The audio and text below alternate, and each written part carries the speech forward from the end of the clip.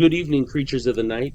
This episode here is a throwback episode based on my favorite top 10 Dogman and Werewolf encounters that I presented last year in 2025. I was going through some old files, just getting everything organized, and I saw some of these and I figured, hey, why not throw together a favorites episode while I'm working on another episode of Dogman? But this one is going to be the hyena type variant. I'm working on that this weekend. I'll throw it at you as soon as it's ready. Hopefully, it'll be done by Sunday. For now, enjoy these top 10 stories, no particular order. But I am a sucker for anything that has to do with the Louisiana Bayou. So, of course, that one's on there.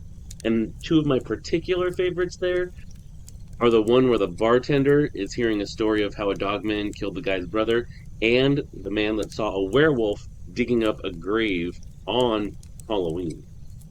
Creepy, I know. One more thing before we get started, just a little shameless self promotion. If you haven't picked up my novels yet for the Something Creepy series, the link to all four is down below in the description. Four of them are out now: Werewolf Ranch, The Haunted Doll, Stay Out of the Forest, and the newest one, Why I Quit Ghost Hunting. If you want to check them out, I would really appreciate it. If you wanted to get them and leave a review, I would appreciate it even more. Let's make me the next R.L. Stein, ladies and gentlemen. That's all I got for you right now, creatures of the night. Enjoy this. I'll see you this weekend with a brand new Dogman episode. And, if I work hard enough, maybe even a werewolf episode. Enjoy. I still really don't believe what it was that I saw in 1968. What I mean to say is, I believe that the creature was real. I just don't believe that I had the bad luck of actually seeing it. Believe me, the details are burned into my memory. 50-odd years later, the thought of it still sends a chill down my spine. It was the summer of '68, and I was staying with my Uncle Joe. He has a cabin in the Appalachian Mountains in eastern Kentucky. I just turned 17, and my parents thought a few weeks away from the city might do me some good. Or at least, get me out of trouble, as my father used to put it. I wasn't a bad kid, I just had a knack for doing stupid things. Uncle Joe wasn't exactly a disciplinarian either, but he was strict in his own way. No sitting around all day. He had chores for me, like chopping wood, fetching water from the well, and helping him maintain his cabin and fix up what needed fixing. The cabin itself was a sturdy structure. My grandpa had built it decades earlier, when my dad and Uncle Joe were both little boys. They'd grown up there, and when my grandparents passed, Uncle Joe took ownership of the cabin. My dad aimed for a life in the city with my mom, me, and my 3 siblings. The cabin was too small for our family. There was only the master bedroom and the room my dad and Uncle Joe shared growing up. It stood in a clearing surrounded by this thick, beautiful forest, with the nearest neighbor about 4 miles away. Joe was used to the solitude, but for me, it was a world apart from the noise of the city. The nights were something else entirely. They were pitch black, no lights at all, just the moon and the stars. When the moon was full, you could see some stuff, but when there was no moon, you could have a lantern, and that was all that you could see. I'd been there more times than I could count. Uncle Joe was my favorite uncle. I had 4 other ones on my mom's side, but Uncle Joe was the best. I loved going out to the cabin, but that week, something just felt off. The usual nighttime sounds of the forest, like the crickets and the owls, were muted. There was a stillness in the air that made me shiver. I didn't say anything to Joe about it. He would have just told me I was being a kid and to let it go. The last thing I wanted was for Uncle Joe to think I was just some city kid that got spooked at every sound he heard. I didn't realize it then, but that eerie quiet was the first sign of something that just wasn't right. The cabin had 6 windows, 2 on each side and 1 at the front and 1 at the back. They were small and high off the ground, with thick shutters that could be closed from the inside. One of the first nights I was there, I found myself glancing at the windows more than usual. The forest outside was black and silent, and the thought of what might be lurking out there made my stomach twist for some reason. I'd never felt like that any of the other times that I'd been there. I couldn't explain it, but that night I was really on edge. I told myself it was nothing, though. By 10 o'clock, Joe had gone to bed, leaving me alone by the fire. I stayed up a little longer, reading an old paperback that I'd found on his bookshelf. But after a while, I heard a faint sound, like something brushing against the side of the cabin. I froze, straining to hear it again. At first, I thought it might just be the wind, but there wasn't so much as a breeze that night. The sound came again, and it sounded like the scrape of claws on wood. I put the book down and crept to the window closest to the noise. I was about to pull the curtain away when a shadow passed across the glass. It was quick, like a blur, but it was enough to make me stumble back. The shadow was too big to be a raccoon or any other animal that I was used to seeing around the cabin. And like I said, the windows were up high, so it had to be something tall. My mind raced for explanations. Bears didn't move like that, and besides, Uncle Joe hadn't mentioned any sightings in the area. I told myself to calm down, that it was probably nothing. Maybe a bird had flown by the window. The mountain darkness could play tricks on you, but I couldn't shake the feeling that something was out there. I heard the scraping again, for the third time, but now it was from the far corner of the cabin, and it was faint, but it was like something was testing the walls for a way in. I was half tempted to wake Uncle Joe, but the thought of his reaction stopped me. He'd think I was being some lame city kid, scared of a raccoon or some branches scraping across the wood. Apart from being my favorite uncle, I also wanted him to think highly of me. I wanted his approval, and didn't want him thinking I was just some sissy. So I grabbed the rifle that Joe kept by the door. It was an old bolt action, worn but reliable, and he taught me how to use it years ago. I loaded a round into the chamber and crept back towards the window. As I reached the window, I stopped. There was just some primal kind of fear that kept me rooted in place. I stood there, gripping the rifle with sweaty hands, and just trying my hardest to listen. The forest was silent, and that's when the scratching started again. This time, it was on the window itself, and I could hear what sounded like a faint growling noise coming from the window too. The scratching wasn't hurried or frantic. It was slow, like whatever was out there was testing the glass. And there was just enough moonlight that night that I could make out a vague silhouette behind the curtain. Whatever it was tall. The top of its shadow nearly reached the top of the window, which I knew was over 6 feet high. I thought of a bear standing on its hind legs, but this shadow wasn't bulky. It was lean, and it had this humanoid shape to it. The scratching stopped suddenly, and there was nothing but silence for a second. I thought maybe it moved on. I couldn't stop myself. I reached out and pulled the curtain aside slowly. And right there in front of me was this thing that I'm emailing you about. What everyone calls a dogman. That thing stood less than a foot from the window. When it noticed the movement of the curtain, it looked back at me, and it felt like our eyes locked onto each other. Except when this thing looked at me, it felt like it was mesmerizing me. I felt like I should scream or run, but it was like I was frozen. Being that close to it and not being able to move, I got a real good look at it. Its face was the first thing I noticed. It had the long, broad snout of a wolf, but its features were unsettlingly human. Its eyes glowed faintly in the darkness, pale and yellow, intelligent. Its mouth was slightly open, and I could see teeth that looked too large for its jaws.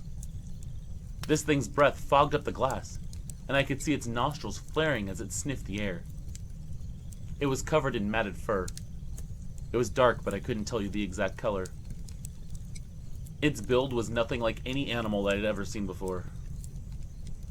It was tall and gangly, with arms that were long and unnaturally long fingers for an animal. If you ask me, those paws were more like giant hands than anything else. Those hands rested against the window frame, almost casually, like it was deciding what to do next. I wanted to move, to raise the rifle, to scream, but my body wouldn't obey. I was absolutely paralyzed. This thing had stunned me. Then it moved slowly. It tilted its head. It moved so much like a person. It was probably the scariest part of it all. How differently it acted than most animals.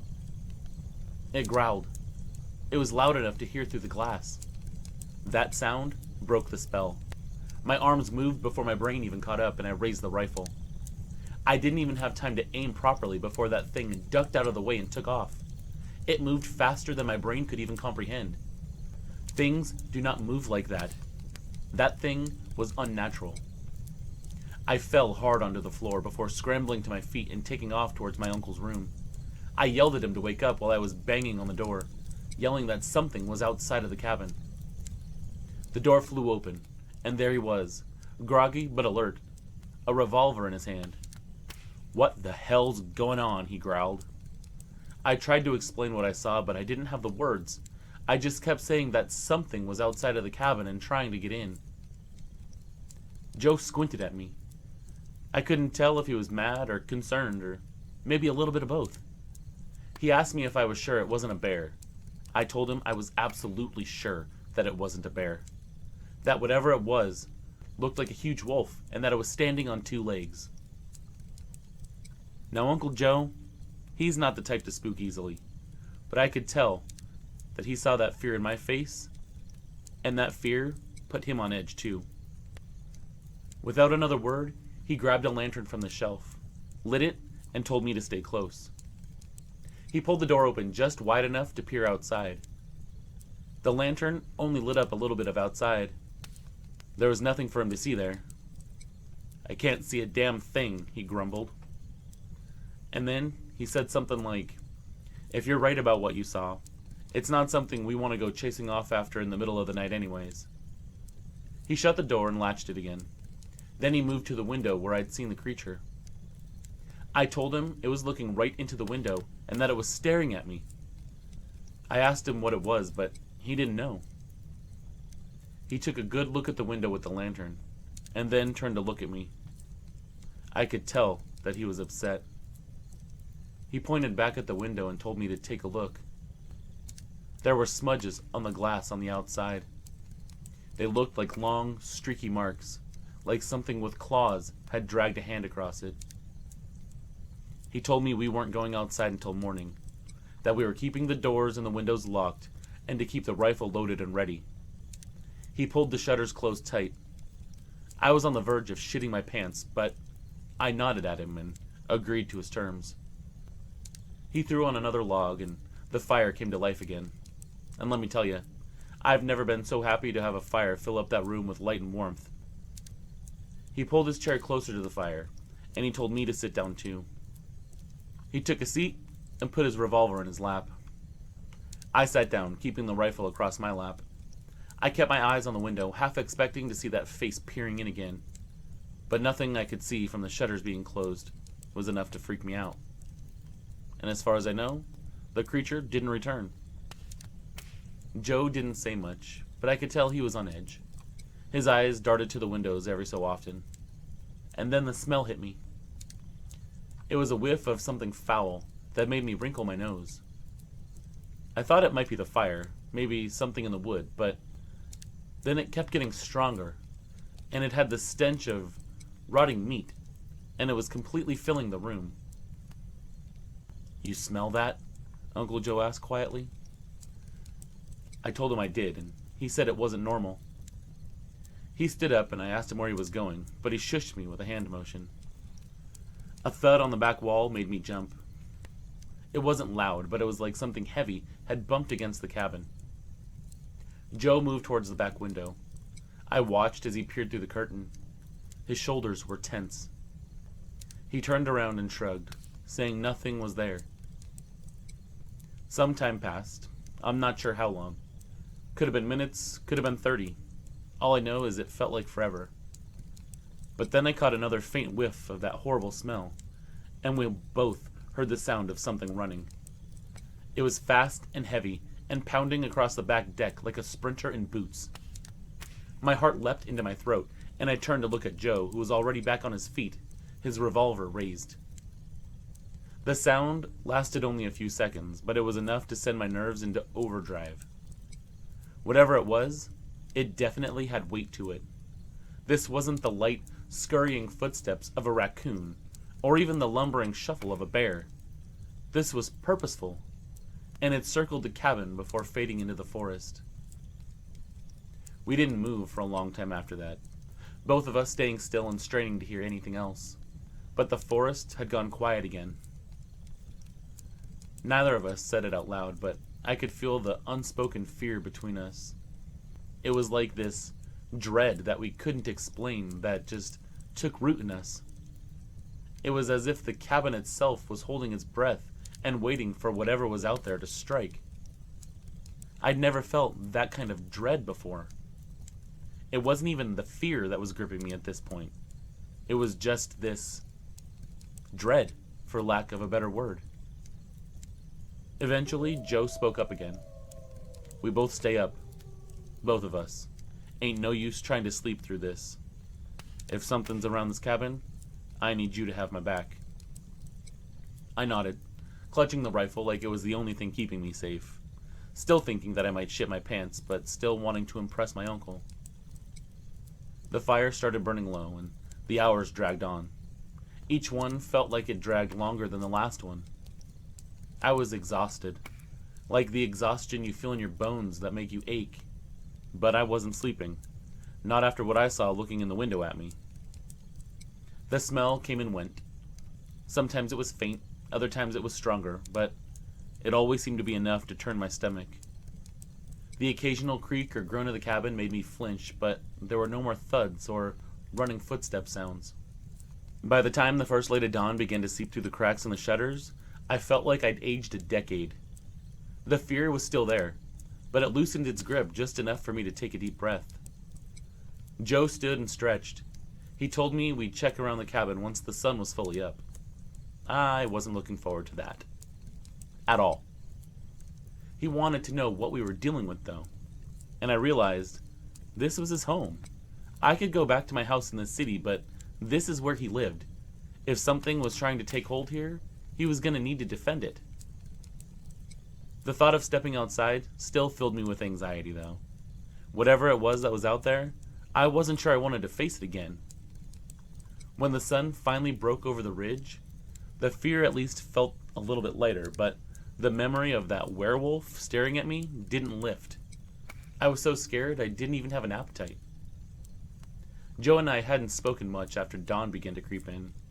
We just sat there, exhausted, but still alert, waiting for enough daylight to feel safe venturing outside. Joe was the first to move. I hesitated, glancing towards the window where I'd first seen it, but then I followed his lead. It felt better just being with him than staying in the house alone. The rifle stayed in my hands the entire time, the barrel pointed down but ready. Joe opened the door cautiously, stepping out onto the porch with his revolver. The clearing around the cabin looked as it always had. He told me to stay close. That wasn't going to be a problem. I would have hopped on his back if he told me to. It didn't take long to find the first footprint either. It was in the soft dirt near the back corner of the cabin. Joe found it and bent down to look at it. And as he did, he swore. I looked over his shoulder, straining to see what he was looking at. The print was massive, easily twice the size of my own boot. It had the shape of a wolf's paw, but stretched unnaturally long, with these deep impressions where claws had sunk into the dirt. He pointed to the edges of the print, where you could see faint marks, almost like the pads of a hand. We found more tracks as we continued our circuit, all of them leading around the cabin.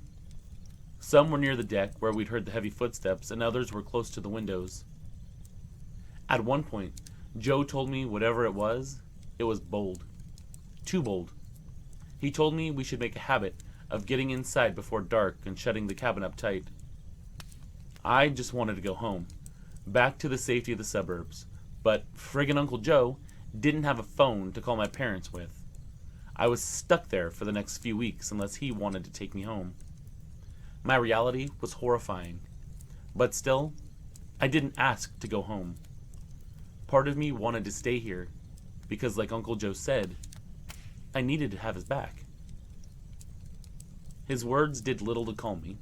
If anything, the fact that Joe, a man who had spent his whole life in these mountains, was uneasy, made this situation all the more terrifying. But still, I was resolute in my decision to stay. I didn't know what we'd seen, or what had seen us, But I knew one thing. The mountains weren't as empty as I once thought they were. They were potentially filled with all sorts of monsters. The days that followed were tense. Joe and I kept to the cabin, only going out to get firewood and whatnot during the daylight. I couldn't stop thinking about the footprints and what I saw. I wasn't even too sure Uncle Joe believed exactly what it was that I saw. But to me, for lack of a better explanation, there was a werewolf looking in the window that night. Joe didn't talk much about it, but I could tell the tracks weighed on him too. He'd seen plenty in his years on the mountain, but this was different. Every night, it was the same thing. Restless sleep and bad dreams. I was still torn between going home to the safety of my family or sticking it out with Uncle Joe, but I didn't want to leave him alone with that thing. So I continued to stick it out, to be brave. This was the chance to make my uncle proud of me, something that I wanted more than anything. As the days ticked by, we started to ease up a little. Maybe it was just passing through that night. Who knows? All I know is that I personally never saw it again. Not the time I was out there then, or any of the other times that I went out there afterwards. I spent the rest of the summer with Uncle Joe. Went back to school, graduated, and spent the next summer with him too. And that thing still didn't come back. When I was in my mid-20s though, Joe told me during a visit that he was out in the forest a few weeks before I arrived, and he came across a kill site. Whatever had taken down the large buck had ripped its head clean off the neck, and that head was nowhere to be found. I read that they liked to do that. Uncle Joe never caught a glimpse of it, but he smelled that same foul odor we smelled that night when it came to the cabin. And it was enough to get him out of the area and to follow the daylight routine for a couple of weeks. Other than that, it never came back. The Appalachians are huge. It probably went off to other parts because it has all that wilderness to explore. It's been over half a century now since the night that thing came to the cabin, and I myself am an old man now. But the memory hasn't faded. Joe passed away at 95 years old, still sharp as a tack, taking his own theories about that night with him to the grave. But we had a lot of good memories since that night. We talked about that night often too, right up until the last time I saw him. I haven't been back to the cabin in a long time. In fact, I don't even know what became of it. Sometimes I wonder if it's even still standing. I doubt I'll ever go back at this point. But one thing I know for sure, there's something out there in the Appalachian wilderness. Something that doesn't belong in our world. My kids know about the tale, so do my grandkids. And I even got myself a great-grandkid too, but she's too little to know what this old man saw the night in that cabin. I hope it's a story they'll pass to each generation though, as those generations get older. They can tell the tale of Uncle Joe and Grandpa Michael, how they came close to being eaten by a monster, but lived to tell the tale. And whatever that damn thing turned out to be, I hope they never have the misfortune of seeing it themselves. It was the summer of 1996, and I was 17 years old. And for the first time in a while, my parents had gone out of town. That meant I had the house to myself. But what I really wanted to do was meet up with my girlfriend Stacy. We'd been together for about 6 months now, but we'd never really had any time alone, especially with my folks always around. So we made plans to sneak her out of her house. I picked her up about 9:30. She said she was staying at a friend's house. We didn't have much of a plan, just to drive around, maybe head down to the lake, smoke a little, and enjoy being out without anyone knowing. I heard rumors about the area being creepy at night, especially the back roads, but I figured it was just stories. You know, the kind of stuff kids talk about to scare each other. And Stacy had even joked that it was probably just the moonlight playing tricks on people.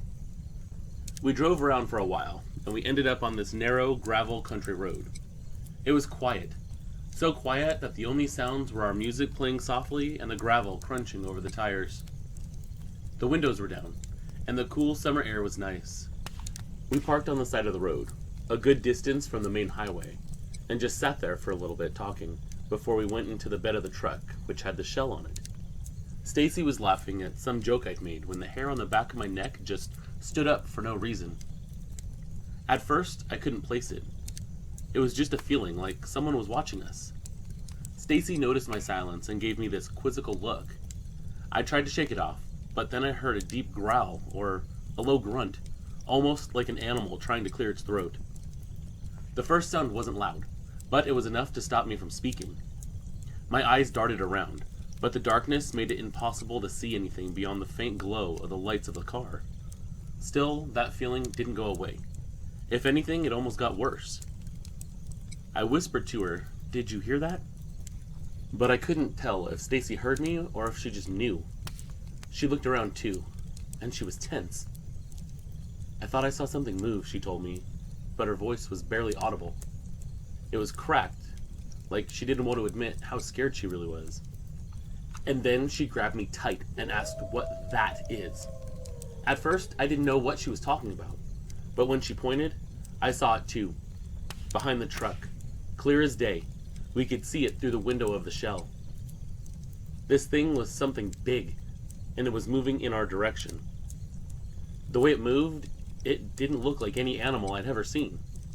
It had this weird, sloping gait to it, like a hyena, but obviously it wasn't a hyena in Kentucky. The shape was wrong too. Too tall and too broad. Even on all fours, this thing was probably a solid 4 feet tall. It came from behind the trees, and for a second, I thought my eyes were playing tricks on me. But when it got closer, I could see it clearly. And it looked like this gigantic wolf. There was no mistaking that. But this thing was enormous, bigger than any wolf I'd ever seen. Its fur was shaggy and matted like dreadlocks. The creature's mouth opened, showing off these sharp teeth. The head was so big that it didn't even look real. Like it was some wolf from a stupid B-movie about monster wolves. But I could see the muscles moving. I could see the fur shifting as it walked. This thing was totally real. The only thing I could do was watch as this thing made its way closer to the truck. I could see these large paws moving back and forth with each step it took. But the paws looked all wrong too. They splayed open like a human hand as they pushed off the ground. It was so unnervingly quiet for something so big. And I don't think it realized that we had seen it yet. But there was nowhere to go at this point. We were in the bed of the truck, and neither of us were going to get out and go to the cab so we could get out of there. Not with some giant wolf out there. We both froze, barely breathing. I don't even know how long we sat there like that, but I could tell you this. I wasn't thinking about anything except how much I wanted to get out of there. But there was no way to leave. Maybe if I did get out and get into the cab when that thing was far enough away, we wouldn't be as traumatized. Maybe our lives would be different than they are now. But that's when I realized just how trapped we were. Stacy's grip was on my arm and it was tightening as we both stared out the window. This creature was almost close enough to touch the truck now. "Do you think it knows we're in here?" Stacy asked. I could hear the panic in her voice and the terror that was starting to set in. I didn't know what to say. The truth was, I had no idea. But I could feel like this creature was aware of us. Like it'd been watching us long before we noticed it, and long before it started to approach the truck. I told her we just needed to stay. We'd be safe inside the shell, because it couldn't get in. Now you have to realize, at this point, I thought we were just looking at some gigantic wolf. I was ignorant to what that thing really was. But as we were whispering to each other, this loud crash came from the other side of the truck. It was like a giant fist slamming into the side, and it made the whole truck shake. My stomach lurched with the truck. Stacy screamed and pulled me backwards. There was no way I could get out of there without letting that thing in. There was no way that I could save Stacy without risking both of us. And then out of nowhere, this thing howled. It was like something straight out of a nightmare. A mix between a wolf's howl and something almost human but still inhuman. Almost like whatever it was calling to something else. That howl was enough to send a shock of pure panic through me. I knew there was nowhere to go, and that was so terrifying. I felt more helpless than I've ever felt in my whole life. But the creature wasn't finished though. not by a long shot. The thing began circling the truck, brushing against the side with each pass. I felt like it was honestly hunting us, like it knew that we were in there and it was going to find a way to get in. And that's when this reality hit me of what we were dealing with. This wasn't just some animal that was looking for food or shelter. This thing was there because it knew that we were in there. This wasn't some random animal that was out there. And that started to dawn on me. I still didn't know exactly what it was, but I think that's when I started to think that it was something that is not in any science book. I turned to her, my voice barely more than a breath, and I said that we needed to get out of there, but even as I said it, it felt pointless. If I tried to get out of the bed of that truck and get to the driver's seat, I'd be toast. There was no real plan here, no way to get out without risking that creature's attention.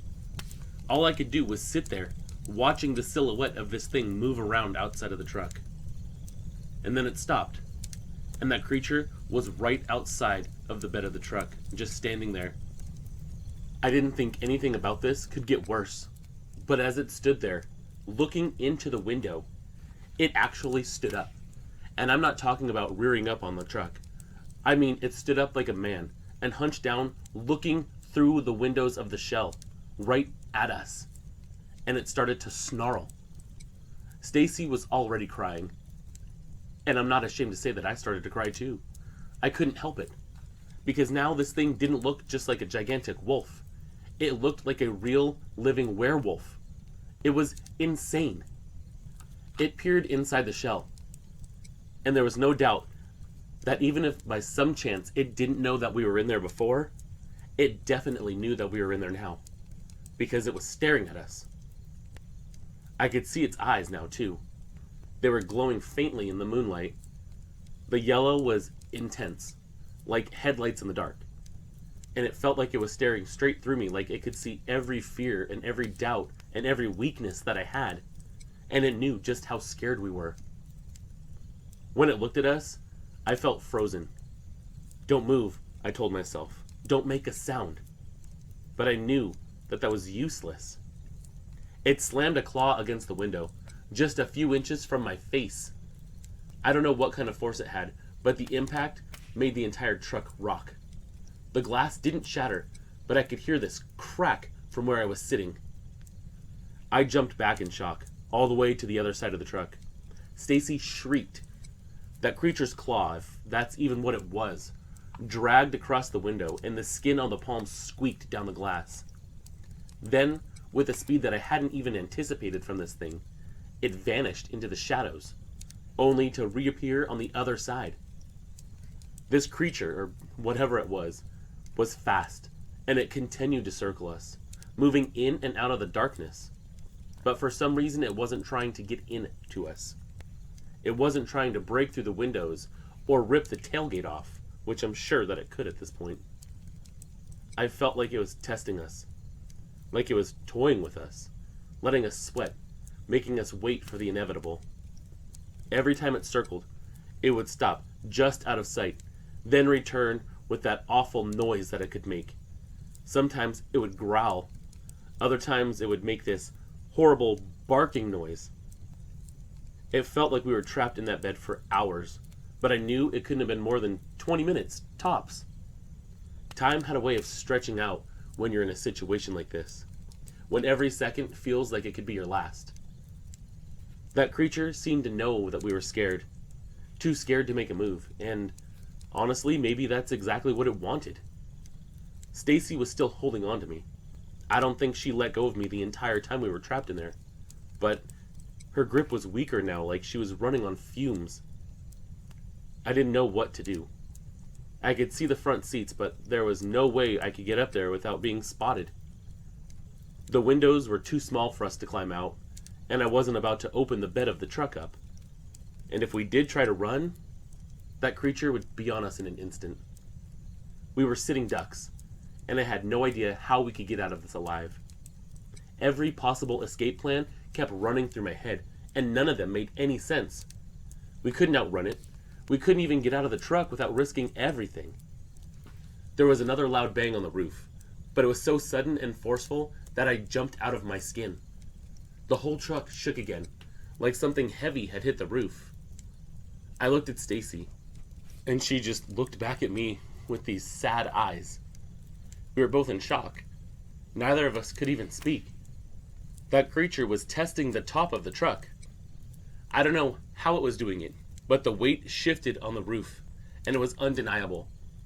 And then it started moving around again. At this point, it was moving around on its back legs, which was impossible, but I was watching it happen. I couldn't believe it, but it was right in front of me. The creature wasn't making any more moves to attack, but I could still hear it out there, grunting and growling. Then, just as I thought I couldn't take any more, a deafening thud shook the truck. It was like another gigantic hand had slapped against the side of it. The metal groaned under the pressure, and I could feel vibrations in my entire body. And then it howled again, literally right next to me outside of the truck. The sound was so loud. It wasn't a normal howl. It was otherworldly, and it felt like it was filled with malice. Just some undeniable evil. Stacy buried her head in my shoulder, unable to even look out the window anymore. I wanted to comfort her, but I was too scared to. My thoughts were racing, my heart pounding in my chest. I could feel the sweat soaking through my shirt, and my entire body was just trembling. It started dragging claws down the bed of the truck again, and I couldn't help but think it was doing it to keep us on edge, like it was trying to keep us scared, like it knew that the more scared we were, the more irrational that we would be. The more scared we were, the less we'd be able to think clearly. Normal animals don't mock their prey like that. I felt mocked. I felt like it was teasing us, like it was happy to be doing this, and not just for hunting a meal. The truck lurched again, like something massive had just jumped onto it. I could see half of this thing through the window. The other half was higher than the truck, like part of it was on top of it, but not its whole body. Like it was bent over the truck, doing God knows what. The whole vehicle groaned under its weight. I could hear the scraping of claws on the roof as this creature shifted around. Stacy started screaming uncontrollably, this horrible, high-pitched, terrified sound that made my ears ring. It's a scream that I haven't forgotten to this day. It sounded literally like this creature was right above us, its claws scraping along the roof like it was testing the metal or trying to dig its way through. And then the truck rocked again, like it had pushed off of it, and it was down on the ground again, back on all fours, circling the truck. The heavy footfalls of the roof were echoing in my ears still, but just when I thought that creature was going to tear the truck apart, I started to hear something that I couldn't quite place in the middle of this terror that I was feeling. But I knew that something else was happening, because that thing started acting differently. It started being agitated and running around the truck, but looking off somewhere else. And then it started rocking the truck more forcefully than it had, and I felt like this was it. This was when this monster was going to smash through the windows and take us. It was getting more aggressive by the second, and we'd be lucky if people even found our bodies. It stopped near the tailgate. I could see it peering through, and I wanted to shut my eyes because I was so scared. But some weird, morbid part of me couldn't look away. I knew that death was coming, but I couldn't do anything about it. And then it moved away from my view. We were pushed up against the cab as far as we could go at this point, trying desperately to stay away from wherever that thing was. And then I saw the most beautiful thing I've ever seen in my life. Headlights. It was a pair of bright beams, and they cut through the darkness from down the road. They were growing larger as an engine started rumbling towards us. And it clicked. That was the sound I had heard. Another truck. I was so focused on the thing outside, it was like my brain couldn't comprehend anything else. The truck's high beams flooded the road as it got closer. The second the light touched that creature, it roared something terrible, like it was pissed off. I could see that thing illuminated by the headlights of the truck. It was facing the approaching vehicle, and there was hesitation in its movements now, like it was trying to decide whether to fight or flee. And then it bolted. It moved faster than anything that size should be able to. 1 second it was near the truck, and the next it was gone. And the truck slowed as it pulled up next to us. I could see the driver now. It was this middle-aged man who was wearing a trucker's hat. He leaned out of the window, looking around. His eyes were scanning the woods. I knew that he had seen that thing. And then he got out of his truck and came to ours quickly, like he was looking for survivors or something. I yelled to him that we were in the bed, and he opened the back. The air outside was so refreshing, I hadn't realized how hot and stale that the air had grown inside the bed. He looked absolutely shocked to see a couple of stupid kids in there. They probably were looking more terrified than anybody he'd ever seen. "You kids okay?" But I couldn't answer right away. Stacy was still clinging to me, crying, not even looking at him. My throat felt dry as dust. All I could do was manage a stiff nod before swallowing hard and forcing out, "You saw that, right?" His face darkened. He looked towards the trees again, like he expected to see it come back. "Yeah, I saw it," was all he really said. It was all he needed to say. For the first time since this nightmare started, I actually felt a wave of relief crash over me. We weren't alone anymore. "You sure you're all right? That thing didn't hurt either of you?" "Just scared," I told him. He nodded, and he wasn't taking his eyes away from us. I couldn't tell what he was thinking. He just looked troubled. He stood there for a moment longer, like he was still making sure that thing wasn't coming back. And then he nodded towards our truck. "You got keys?" All I could do was nod. I was just exhausted all of a sudden. "I'll wait here till you're on the road."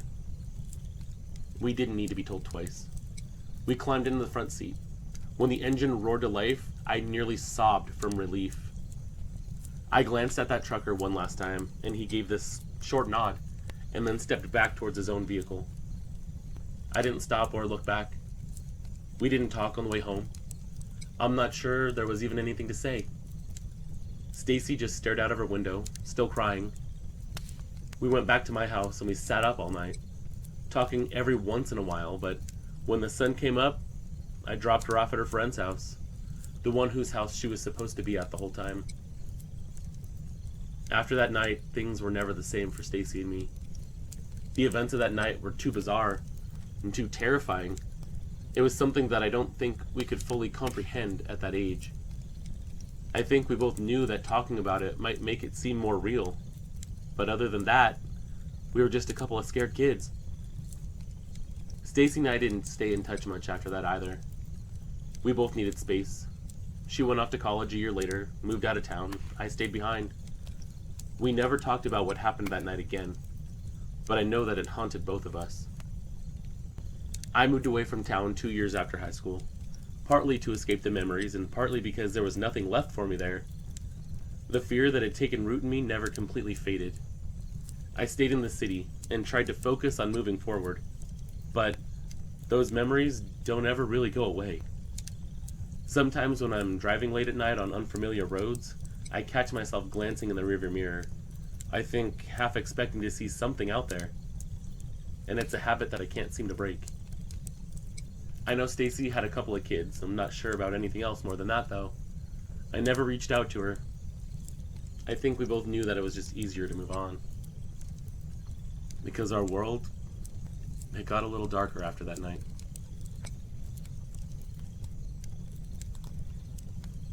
I was 16 years old when it happened.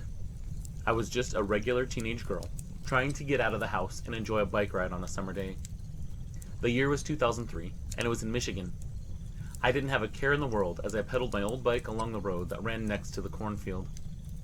The road was a familiar one, just a few miles from my house actually, and I rode it often. There was nothing special about it, just a few scattered houses here and there, some barns, and a big cornfield that always seemed to stretch on forever. I liked riding my bike. It was a way to get away from everything. My parents were busy and I didn't have a lot of friends who lived close by, so I'd hop on my bike, put on my headphones, and ride around for hours. That day I was listening to some old pop songs that I'd mixed a CD with. It wasn't anything fancy, but it kept me busy. I was riding along like I always did, and I was just starting to reach the stretch of road that ran alongside the cornfield. The corn was already really tall. They reached up so high that the tops of the plants were way above your head, and all I could see beyond was a sea of green. Nothing really looked out of place. The wind was blowing through the leaves, making them rustle softly, and it was peaceful, even a little relaxing. But then, something caught my eye. A flash of movement, just out of the corner of my vision. I glanced over at the cornfield and squinted, thinking maybe I'd just imagined it. But no, there was something there, something I couldn't explain. I thought it might be a person, but that didn't make sense. There wasn't anyone else around, and besides, no one ever went out that far into the field, and it was just too far out of the way. I slowed my bike a bit and kept pedaling, trying to ignore it, but the feeling of this uneasiness just crept in. I wasn't sure, but I kept my focus straight ahead and kept going. But then I saw it again. A face. It was in the corn, way too high up to be a person. The face looked so out of place that that's what caught me off guard. Like something that shouldn't have been there. And it wasn't a person's face. Not exactly, anyway. But it was just close enough to make my heart start pounding in my chest. The eyes, wide and dark, were staring right at me. And they were the first thing that I noticed. And they were too big. I blinked and then I looked again, but the face was gone. Like it had never been there at all. But the feeling in my gut didn't go away. Something was out there. I couldn't shake the thought. My bike slowed down a bit on its own, but I didn't stop. I didn't want to stop. Something in my gut just told me that this was wrong. That the face had been up too high in the corn. So I kept going, trying to act normal, pretending like nothing was happening. But my hands were a little too shaky on the handlebars. I pushed the thoughts out of my head, trying to calm down so I wouldn't crash, and tried to focus on the road ahead. Even though I couldn't shake the feeling that something or someone was following me, I still had to pilot the bike without eating shit, right? I glanced over once more in the field. It was just corn. Nothing was there. Nothing. But that feeling, well, the feeling just stayed with me. I tried to keep my head straight and focus on pedaling, but the more I tried to ignore it, the worse that it got. I couldn't shake that feeling that I wasn't alone. The wind in the corn had stopped, and the quiet around me made everything feel more eerie. And then I glanced over again. Just a quick look this time, hoping that maybe it was just a shadow or some small animal that was messing with me. But as soon as I turned my head, I saw it again. Just another flash, but enough to make my heart skip a beat. It was a face, peering out of the corn. This time, it was closer, or at least it felt like it was closer. I couldn't see the details too clearly, but I knew what I had seen. Something was watching me. I stopped my bike and froze for a second, unsure of what to do. My legs were stiff from fear, I guess. I didn't want to stop, but I needed to get a better look. What if it was just a person? You know, someone messing with me? But that couldn't be right either. Who would be out here in the middle of nowhere, standing in the corn like that? And why would they be so tall? And why would they just be waiting for someone to happen along? It seemed like a pretty lame prank. I snapped my head forward and started pedaling again, a little faster now. But I still felt like something was there with me. The road ahead was still empty, just a few twists and turns before it led back into the woods. But next to me, that's where it felt like some kind of presence was. My mind raced, spinning with all sorts of thoughts. I went faster. Now, I didn't want to look. I couldn't stop. If I stopped, I'd never be able to move again. But then, I saw something else. It was a shape moving quickly through the corn, barely visible in the tall stalks, but it was right next to me. It wasn't a person. It was too big and bulky, and the corn swayed in its wake. But this thing wasn't entirely visible. It was like it was trying to stay hidden, moving in a way that made the hair on my arms stand up. So I did the only thing I could do. Pedaled faster, trying not to look over at the field again. But this thing kept pace with me, and I could hear it now, crunching the corn stalks as they were shifting with this thing's weight. It was still right out of my sight, though. but it was close. Too close. I had no idea what it was, but I could feel it, right there in the corn, right next to me, watching me, messing with me. My legs started moving even faster, almost frantic, and I pushed through the pedal as hard as I could. But no matter how fast I went, this thing seemed to keep up with me, and I felt trapped. The road ahead seemed to stretch on forever, and the faster I pedaled, the more my legs burned. But I couldn't stop. I wasn't sure if I could ever outrun whatever this was, because no matter how fast I went, it picked up its pace. My heart was beginning to pound too hard, and sweat was starting to drip down my forehead. The bike started to feel heavy. Every push of the pedals seemed to make me fatigued. But my eyes were fixed on the road. If I looked at that thing, I could crash. But I knew that it was still following me. The sound of the rustling corn told me that. I felt like it was coming after me. I could hear thumping now, heavy footsteps moving through the corn, breaking the stalks. It was almost like a drum beat, steady and loud. And then I heard something else.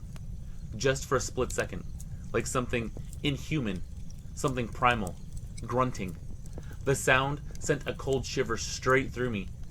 My bike teetered and swerved as I lost focus, but my mind snapped back to the road, and I caught my balance before the bike could tip over. I pushed my legs even faster, faster than I ever thought even possible. And the bike started wobbling slightly under me because I was going so fast, but I was damn sure I was going to keep my balance. My hands were gripping the handlebar so tight that my knuckles actually hurt. My body screamed to stop, to take a breath, to slow down, but I couldn't. Not now. I had to keep going. If I stopped, I didn't know what was going to happen.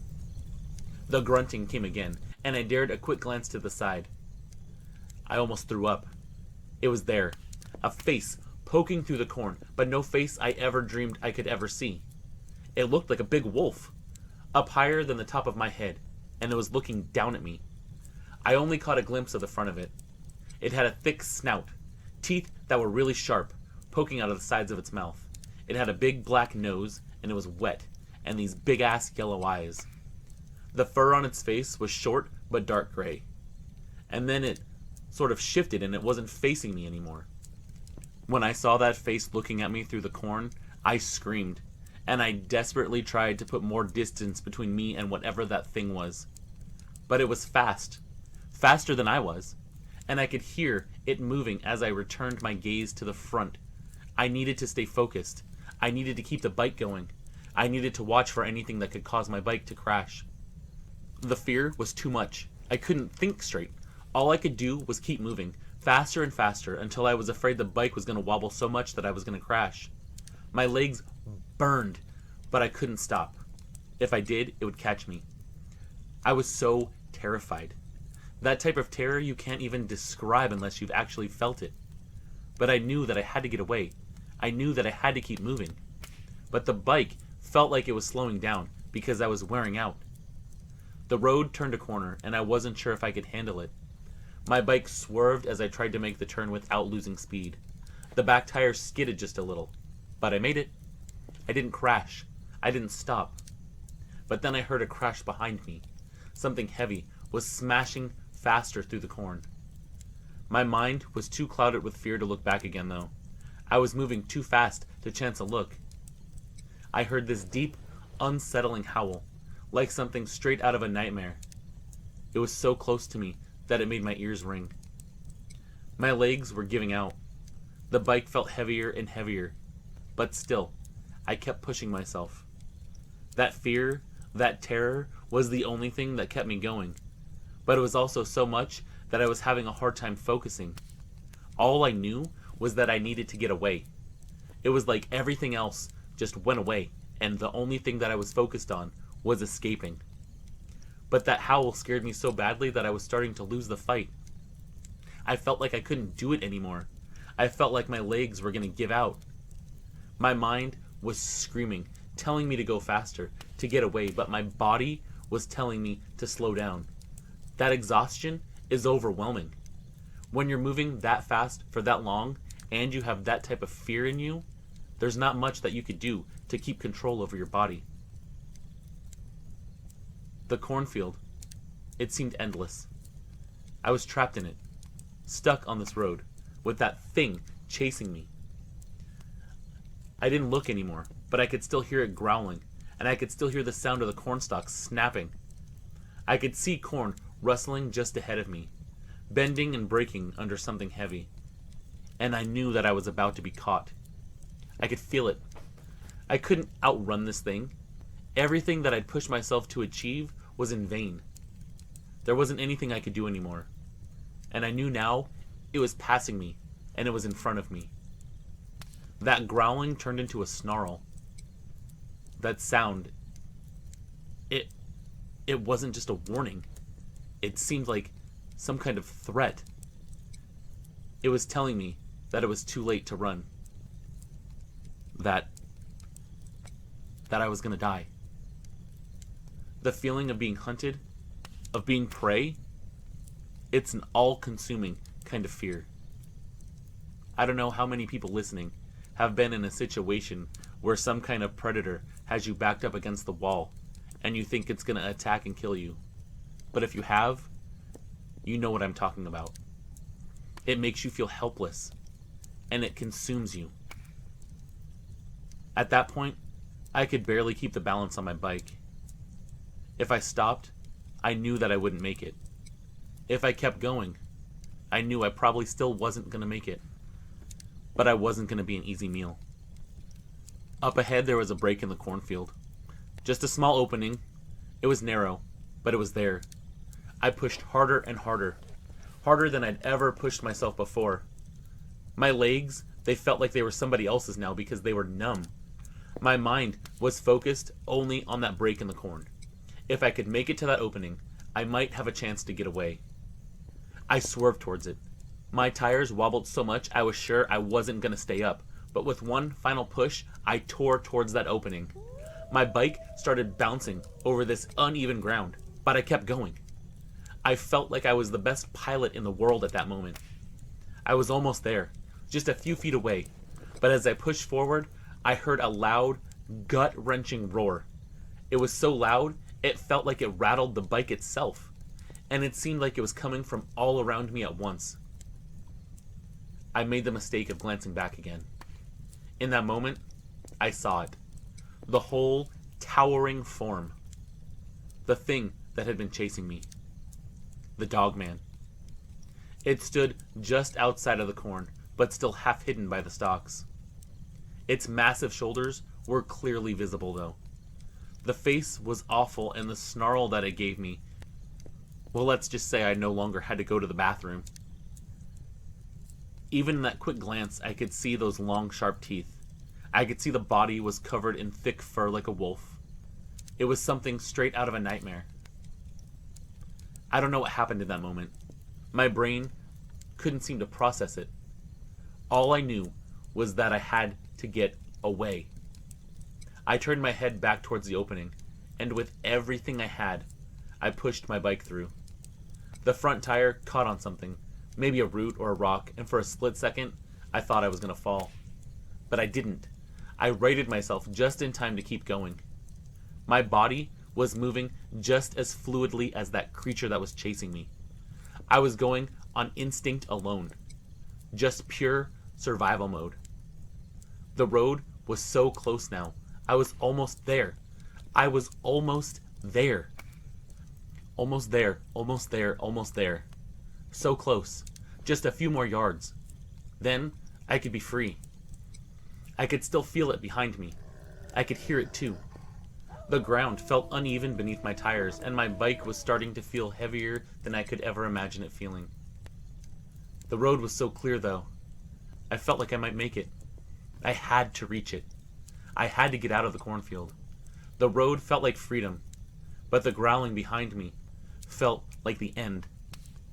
I turned the corner onto the road, and the moment my tires hit the pavement, I felt a rush of relief. When I hit the pavement, something changed. The growling stopped. The sound of footsteps stopped. I thought it might be gone. I wanted to believe that it was gone. I wanted to believe that I'd outrun it. But still, I didn't slow down. I couldn't afford to slow down. I kept going forever. my legs moving on instinct, pushing harder and harder until I reached the next bend in the road and collapsed. I was in front of somebody's house now. Whose it was? I didn't know. I didn't care. I just knew that people were in there and I wasn't alone. I was dizzy, lightheaded. I felt like I was gonna throw up. But you know what? I was alive. At that point, I didn't know what that thing was or what it wanted. It wasn't until later that I read about the Dogman during a sleepless night.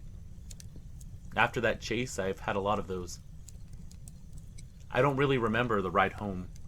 I think that's when the shock set in, and I could finally put my mind a little bit at ease. But I made it back, and I went right upstairs to the shower. I was drenched in sweat, and I think showering was my way of disconnecting what had happened. In the shower is when I broke down. I felt like I cried for hours after that. It took a long time to learn how to deal with that.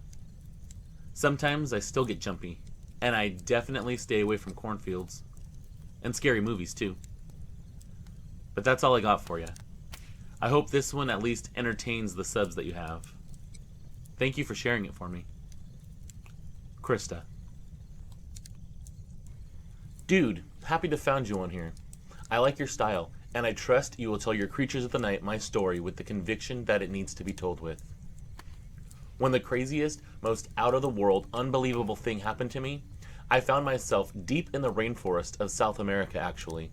I was staying with a remote tribe and an American guide, all in the name of science. I guess I should clarify a few things, so let me back up. My name is Dr. Patrick Wilson. I'm a biologist by trade, specializing in ecosystems and species documentation. This trip was supposed to be about cataloging plants, insects, and small amphibians that hadn't been formally described by modern science. Nothing more. Very interesting to me, boring to other people. It was 2000, and we had just survived the dreaded Y2K apocalypse. But something else was looming in the dark, ready to try to end my existence. I'd already been down there once before, and this time I'd been down there for about 3 weeks before it happened. The tribe, whose name I refused to share out of respect, was accommodating and kind, though I could tell they were cautious about my presence the first time I was there. The second time, it felt like seeing old friends. Both times I was there, my guide was Mateo, a wiry, no-nonsense guy in his early 40s. He'd been working in the region for years, knew the language well enough to get by, and had a knack for keeping things running smoothly. He had been born in Brazil, but when he was a youngster, he and his family moved to San Diego. He'd spent some time working at the San Diego Wildlife Park as an adult, and was all around a pretty cool guy. We'd set up camp near the tribe's village, which was a collection of modest homes. No more than huts, really. The tribe lived simple, entirely in tune with their surroundings. I had a makeshift workstation in one of the huts, cluttered with notebooks, specimen jars, and microscopes powered by solar battery.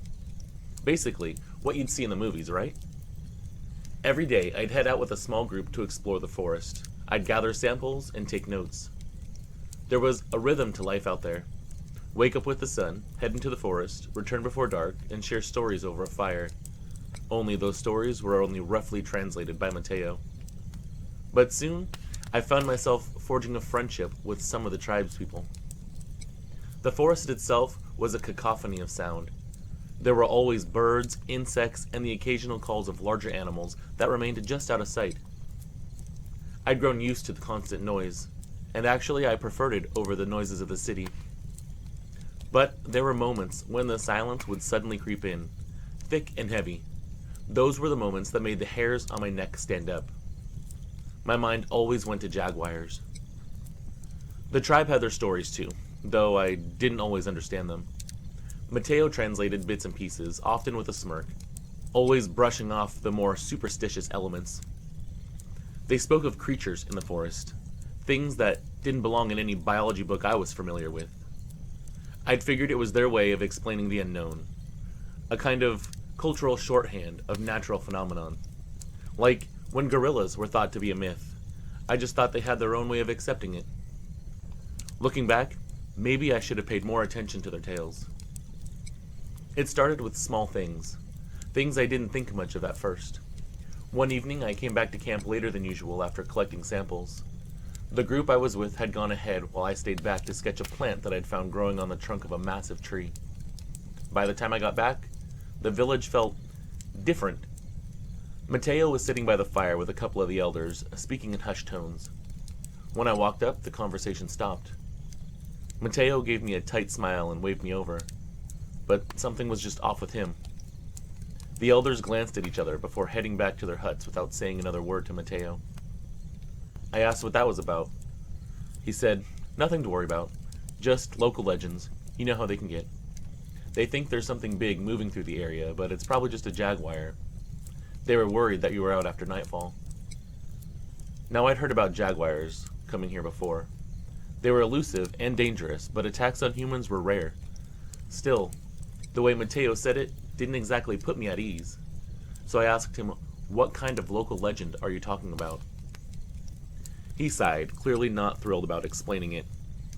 He said, "They call it something that translates to the shadow with teeth. It's a big, upright thing that stalks the forest. It's one of those stories meant to keep kids from wandering too far, you know?" I nodded, but the memory of the elders' faces lingered in my mind.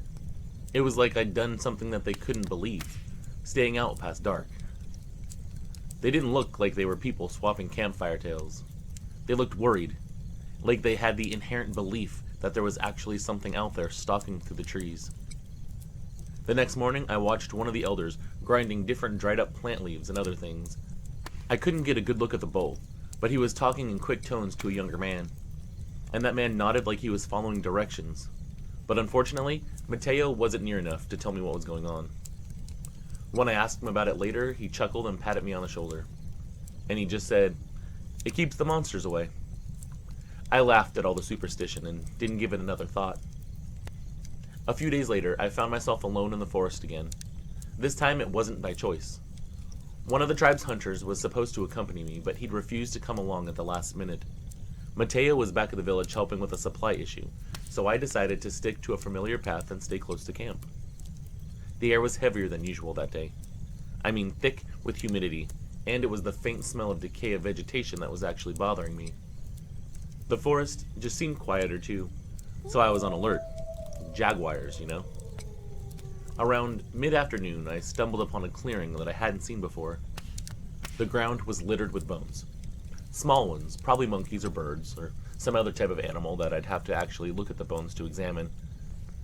The trees around the edge of the clearing looked scarred too, as if something had clawed them, so my mind was looking at these claw marks instead of examining the bones. Still, after a while, I crouched down to examine one of them, trying to figure out what kind of predator might be responsible for having these bones littered all around. But next to the bones is where I noticed something even stranger. It was a print, pressed deep into the soft earth, and it was not like anything that I'd ever seen before. Too big to be human, claw marks at the tips. My first thought was that it might be a jaguar, but the shape of it was wrong too. You see, jaguars have paws. What I was looking at was a foot, not unlike a human, but definitely different because of the claws at the tips. I snapped a quick photo. I took a sample of the soil around the print, and my heart was pounding. I'm not sure if it was the oppressive feeling that was suddenly creeping over me, or the thought that I may have found some type of new species. I mean, a scientist could only hope, right? I knew that was a long shot. New species like that aren't discovered all the time. Bugs and amphibians, yes, but something that big? Hardly. Around there, though, I could swear the shadows under the trees were darker than they should have been. I told myself I was just overreacting. There were logical explanations for everything. The bones, the claw marks, even the footprints. But as I turned to leave, I started hearing something from behind me. It wasn't much, just the snap of a branch, but it was loud and deliberate. I froze, straining to listen. My heart was hammering in my chest, and I could feel the sweat trickling down my back. Of course, as I've said before, my mind went to the big cat that likes to stalk these trees. But again, something felt different because usually jaguars are stealthy, and whatever made that sound didn't seem like it was trying to hide. so I slowly turned my head to look over my shoulder, not wanting to make any sudden movements. The forest was still, but the feeling of being watched was stronger than ever. I couldn't see anything, but it felt like I knew deep down that I wasn't alone. And worse yet, I suddenly realized that I had misjudged the time, and it was already starting to get dark. Now, I didn't run right away. Running in the rainforest isn't exactly smart, especially when you don't know what you're running from. So I stayed still, crouched low, and tried to make myself small. My mind raced as I listened for any other sound that could indicate where and what was out there. Anything to confirm that I wasn't imagining things. And then I got what I was looking for. The snap of a branch came again, followed by the rustling of leaves. Whatever was out there wasn't small. It was very big. I straightened up, but I kept my pace steady as I headed back towards the village. I stepped back on the path, but the sounds followed. Whatever it was staying just out of sight. Of course, I started to freak out, thinking that a jaguar really was out there and that it had started stalking me. I knew better than to run and turn my back completely, though. So as I moved, I kind of sidewalked and kept aware of my surroundings. But then I saw a face, or at least something close to a face. It was between the trees about 20 feet ahead, and it was too high up to belong to any animal that I'd expect to see there. At first, I thought maybe it was a trick of light. Sometimes out here, you can imagine things, especially when the trees are so dense. Things look like other things, you know? There was this pattern in the foliage, though, and I knew that that resembled a face more than anything else. But the longer I stared, the clearer this thing became. It wasn't just a pattern. It was something out there. I could make out yellow eyes that seemed to glow faintly, even in the dim light of the forest. Its snout was long, like a wolf, which definitely didn't belong out here. But even still, if there was some type of wolf, the proportions were all wrong too. I mean, we're talking a massive, massive creature. It was easily towering over me, and its teeth looked sharp and uneven, and it caught the light when it shifted its head.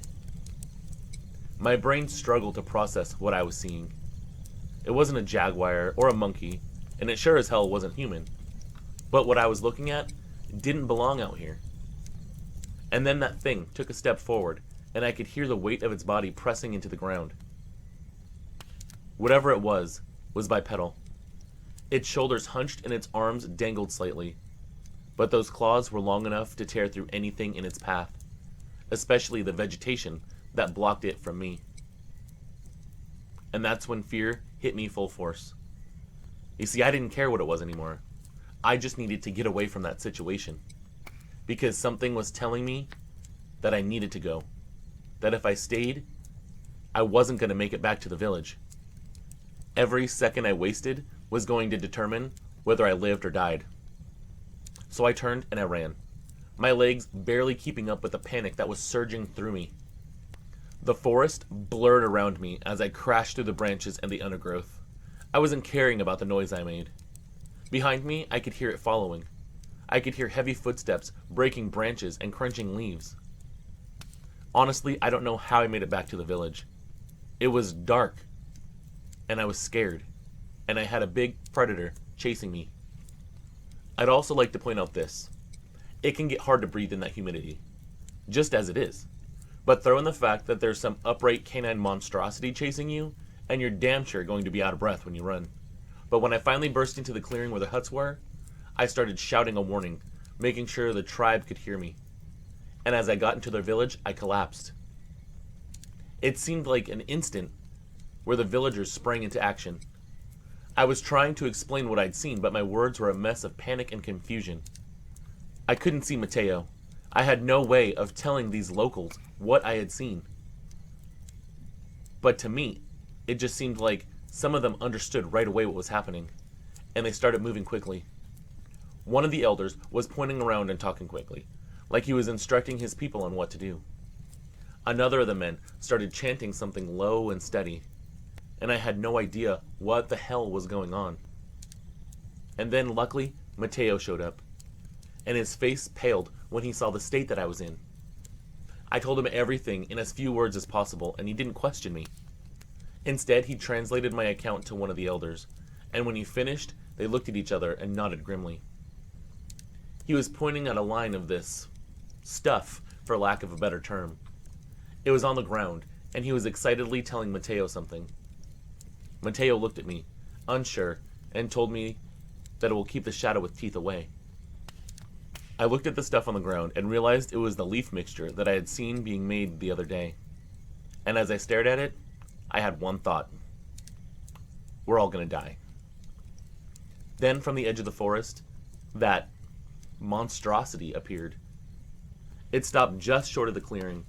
Its massive frame was illuminated by the flickering firelight, and its eyes seemed to lock right onto me. I felt this primal, bone-deep terror unlike anything I'd ever felt before. And going out to these remote locations, I have been in some dicey situations before. I stared at this thing, still not knowing what the hell I was looking at, but thinking of superstitions from back home. It paced back and forth, staying just outside the line of the mixture. Its breathing was heavy, almost like a growl, and every exhale made its chest rise and fall. This thing looked furious. It was baring its teeth and snapping at the air like it wanted to lunge forward, but for some reason couldn't. Every villager stayed silent.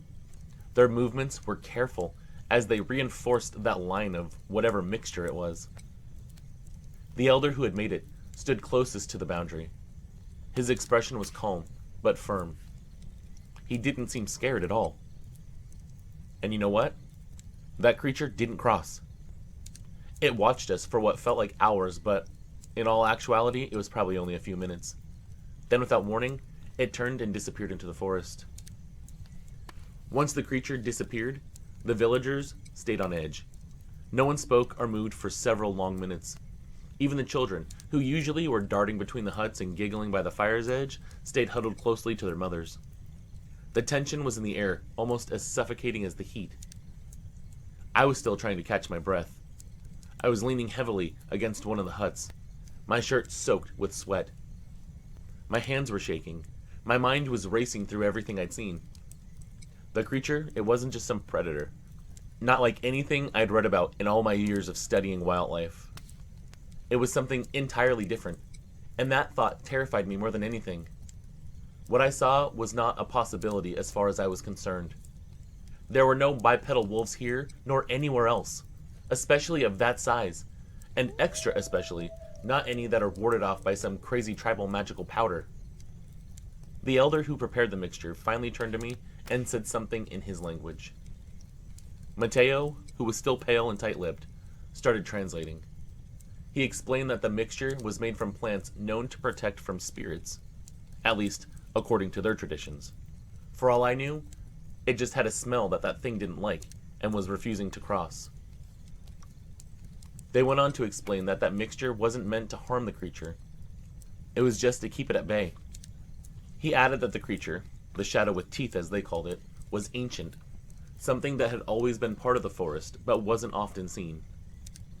The villagers believed it came when people strayed too far from their place in the natural order. And I thought about how far that I'd wandered into the jungle, found the area with the bones, and thought that maybe it was that thing's home. I couldn't help but feel guilty at that point. They weren't afraid of it the way that I was. They respected it. They treated it as something dangerous but necessary, like the storms that swept through the area. Mateo told me that these stories were taken seriously by the tribe, but outsiders rarely encountered the creature because they didn't stay long enough or go far enough into the forest. I had clearly crossed some line, even though it was unintentional. The rest of the night passed in a haze. The villagers reinforced the line of the mixture and lit additional fires around the clearing. They were making sure there was no dark corner or anything that thing could slip through. I sat by the central fire, as far away from the boundary as I could, and my heart was still racing as I replayed the encounter over and over in my mind. The next morning, though, the forest seemed almost normal again. The birds were singing, and that oppressive silence that had haunted me for the day before was gone. My mind was full of thoughts ranging from There has to be a rational explanation to maybe everything I've ever learned is a crock of shit. That thing wasn't some exaggerated local legend. That thing was real. It was flesh and blood. Mateo and I walked to the edge of the clearing where the creature had appeared the night before. The mixture was still smeared across the ground, dark and pungent, and just beyond it, we found more tracks. They were unmistakable. They were huge. They were the same footprints with the claw that I had seen earlier. Mateo didn't say much as we examined the tracks, but I could tell he was just as unsettled as I was. And he told me one thing that I took to heart. These villagers will not let you take proof of this thing back home. I didn't push the issue. I respected it. It didn't seem to me that he had believed their legends until last night either, but I got the unmistakable idea that he did now. Now perhaps both of us had some reflecting to do. After that, the tribe decided we should move to a different area for the remainder of my stay. They told Mateo it wasn't safe to remain there, not after the creature had made itself known. Again, I didn't argue. I packed up my equipment and followed them deeper into the forest. It was a place they believed was safer. Even though I tried to focus on my work, the encounter stayed with me.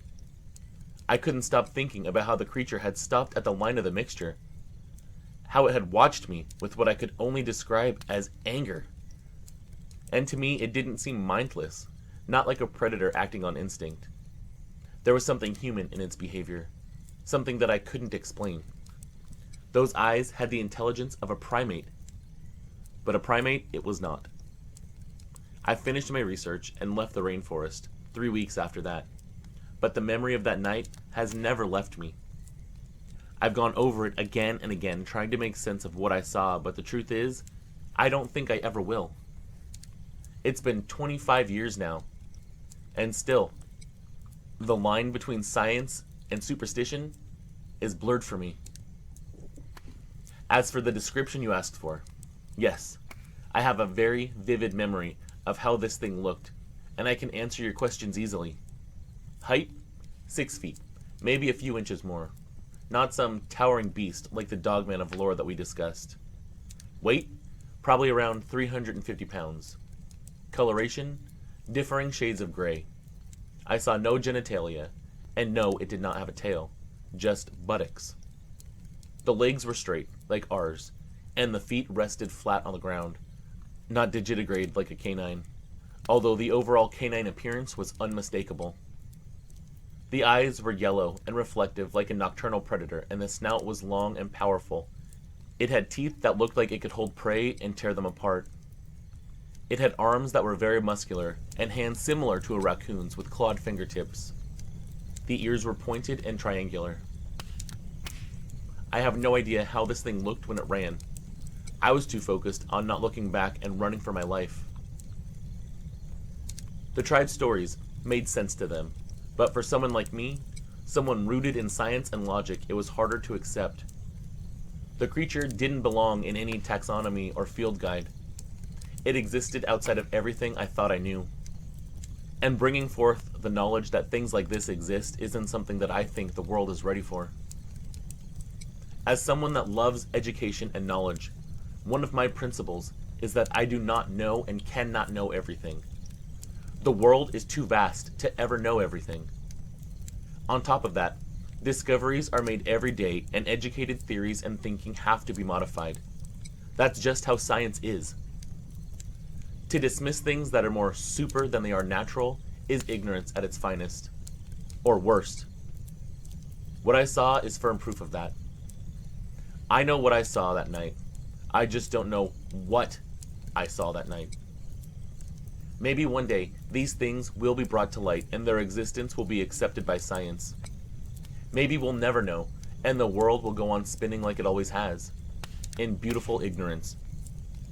I, for one, though, am not a skeptic of these things any longer. I just wonder what other types of shadows with teeth are really out there too. Thank you very much for presenting this. I can't wait to hear it. And one other thing that I have to confirm, just because I know a lot of people will doubt this story, is that I didn't elaborate on anything. Everything that I spoke of is 100% true. I wish that I could have some type of proof of it, but the only thing I have is my word. Sincerely, Dr. Patrick Wilson, former skeptic.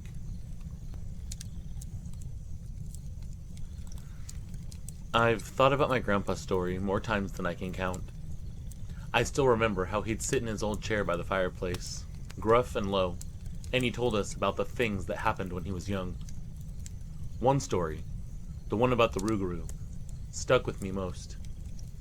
Grandpa always told it the same way, never changing a detail, even though, looking back, I wonder if some of it might have been embellished over time. But I doubt it. Grandpa wasn't one to make up tales. If anything, he had a way of talking that made you believe what he said, even if it sounded outlandish, even if it was a story about a monster. Usually he was a man of few words, but when he spoke, people listened. And when he talked about the bayou and the things he saw, I could tell it wasn't just stories he was sharing. It was a part of him, a part of his past that he never let go. I don't know how old I was when I first heard the story, but I was young enough to be scared by it, old enough to understand that there was something in his eyes that made me take him seriously. It was fear that I was seeing, not fear of something in the present, but a fear that he learned to live with a long time ago. He'd tell the story over and over, especially on nights when it was stormy out and we were staying over for the night with him. Usually it'd be me and my sister sitting there, my brother trying not to listen, but still too interested not to, and my granny rocking in her rocking chair, shaking her head. It was like he couldn't help himself, and I never quite understood why he was so fixated on it. I guess those types of things change your life, so maybe that's it. Maybe it was because of how much it haunted him. Grandpa used to say that his family was poor. They were living in the bayou when he was a boy. It was the 1930s, and they weren't easy for anyone, especially not for people out in the middle of nowhere. But that's where Grandpa's family lived. They had a small shack and not much else. They didn't even own the shack. They gave rent to a friend of Grandpa's uncle. But they knew the land, and they survived because of it. The story he told me about the rugaroo was the kind of story that you couldn't shake off. There were no big words or dramatic pauses, just simple, plain words. He spoke steady and calmly, even though I could see it in his eyes. When he told that story, he was reliving it, and it scared him all over again. When he talked about it, it was like he was right back there in the swamp. Like I said, I'm not sure how much of it was exaggerated, but the one thing I'm sure of is that the details never changed. Every time he told it, it felt like it just happened yesterday. So this is what he told me. I tried to put as much detail as I possibly could for you, and for my grandpa. This is a story that's part of who I am now too. I couldn't imagine what my life would be like if he never told me about it. I miss him tons. He's been gone for a long time. I hope that these words will make you guys feel like I did for the first time. Grandpa wasn't much older than just a boy himself when it all happened. But the way he spoke of it, you'd think that he'd already lived a lifetime.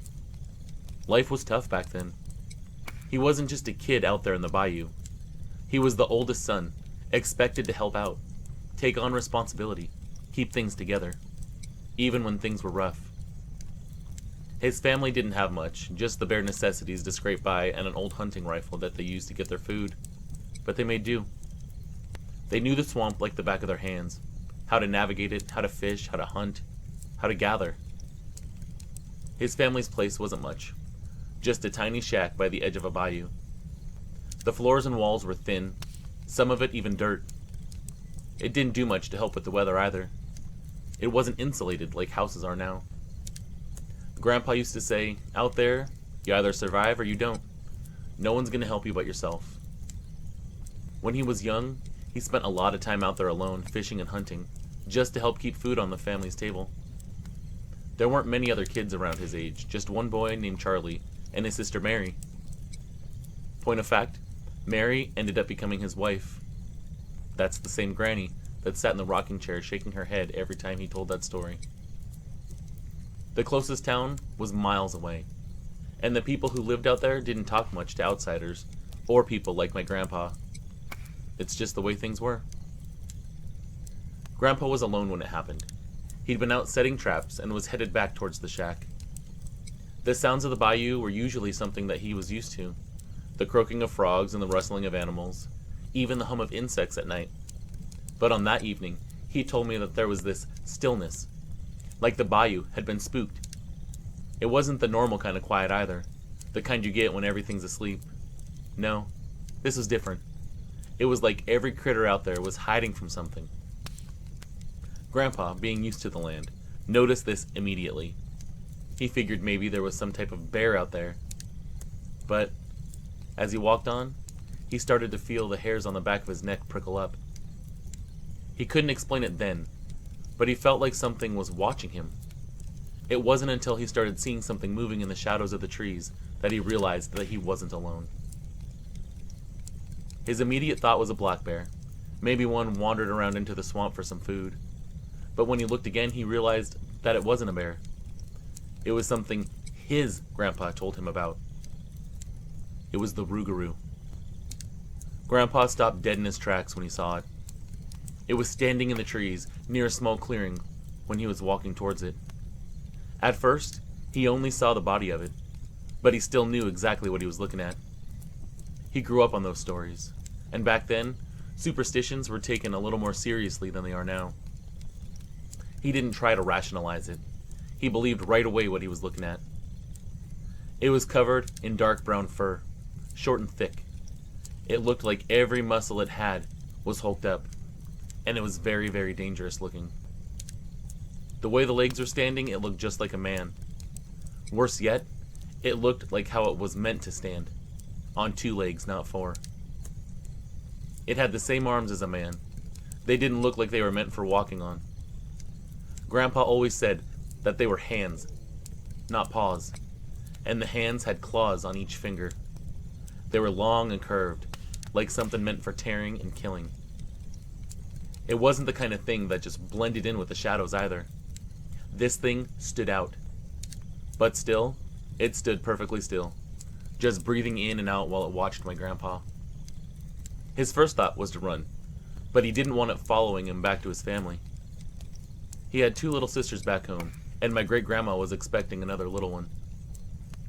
He said he also didn't want to make any sudden movements, not with the rugaroo watching him. He knew exactly what it was capable of. He'd seen bears and gators, but this filled him with a fear that was unlike any other fear. This was deeper. It was more spiritual. The more he looked, the more details came into focus. Its chest was wide. The head was sticking out slightly from behind a tree, and it was shaped like a wolf's, with a long snout and pointed ears, and what he called big night eyes, which meant it was capable of seeing well in the dark. There was something about the way that it looked at him that felt human too. He believed until the day he died that the rugaroo had once been a man. Its eyes glowed faintly in the dim light, not like the reflection of the moon, but like they had their own light, and they were this yellow-greenish color. He said it came with a stench too, so foul it was like nothing he'd smelled before. It was a mixture of a pungent metallic smell that made his nose burn, something rotting, and thick musk. And it just stood there staring, waiting for him to do something. That was the part that terrified Grandpa most. He used to lean in at this part and say, "Animals act on their nature. They attack or they run. But this thing was thinking." Even back then, he understood the intelligence of the way that this thing moved, the way it watched him, like it was waiting to react to how Grandpa reacted himself. Then he guesses this rugaroo either decided it was time to do something or got impatient and started growling at him. It wasn't loud, but it was deep, and because everything else was so quiet around them, it was the only thing he could hear. Without thinking, he turned and ran like his life depended on it. And of course it did. He said it gave chase, and when it did, it didn't sound like any animal he'd ever heard before. It was whooping and yipping like it was excited to finally be chasing him. The footsteps were heavy, but it was clear to him that this thing was very capable running on 2 legs. It wasn't crashing through the trees like a bear might, but moving with a purpose, dodging around the same roots and trees and patches of swamp that Grandpa was. It was like it knew exactly where he was going and how to cut him off if it wanted to. If you've never been to the bayou, let me tell you, it is absolutely thick with trees and plants and roots, so running through it at night isn't an easy thing. It wasn't something Grandpa would normally do either. It was dangerous. One wrong step, and you could end up in a gator hole, or stuck in the mud, or tripping over a vine and crashing to the ground. But you see, my grandpa didn't have a choice.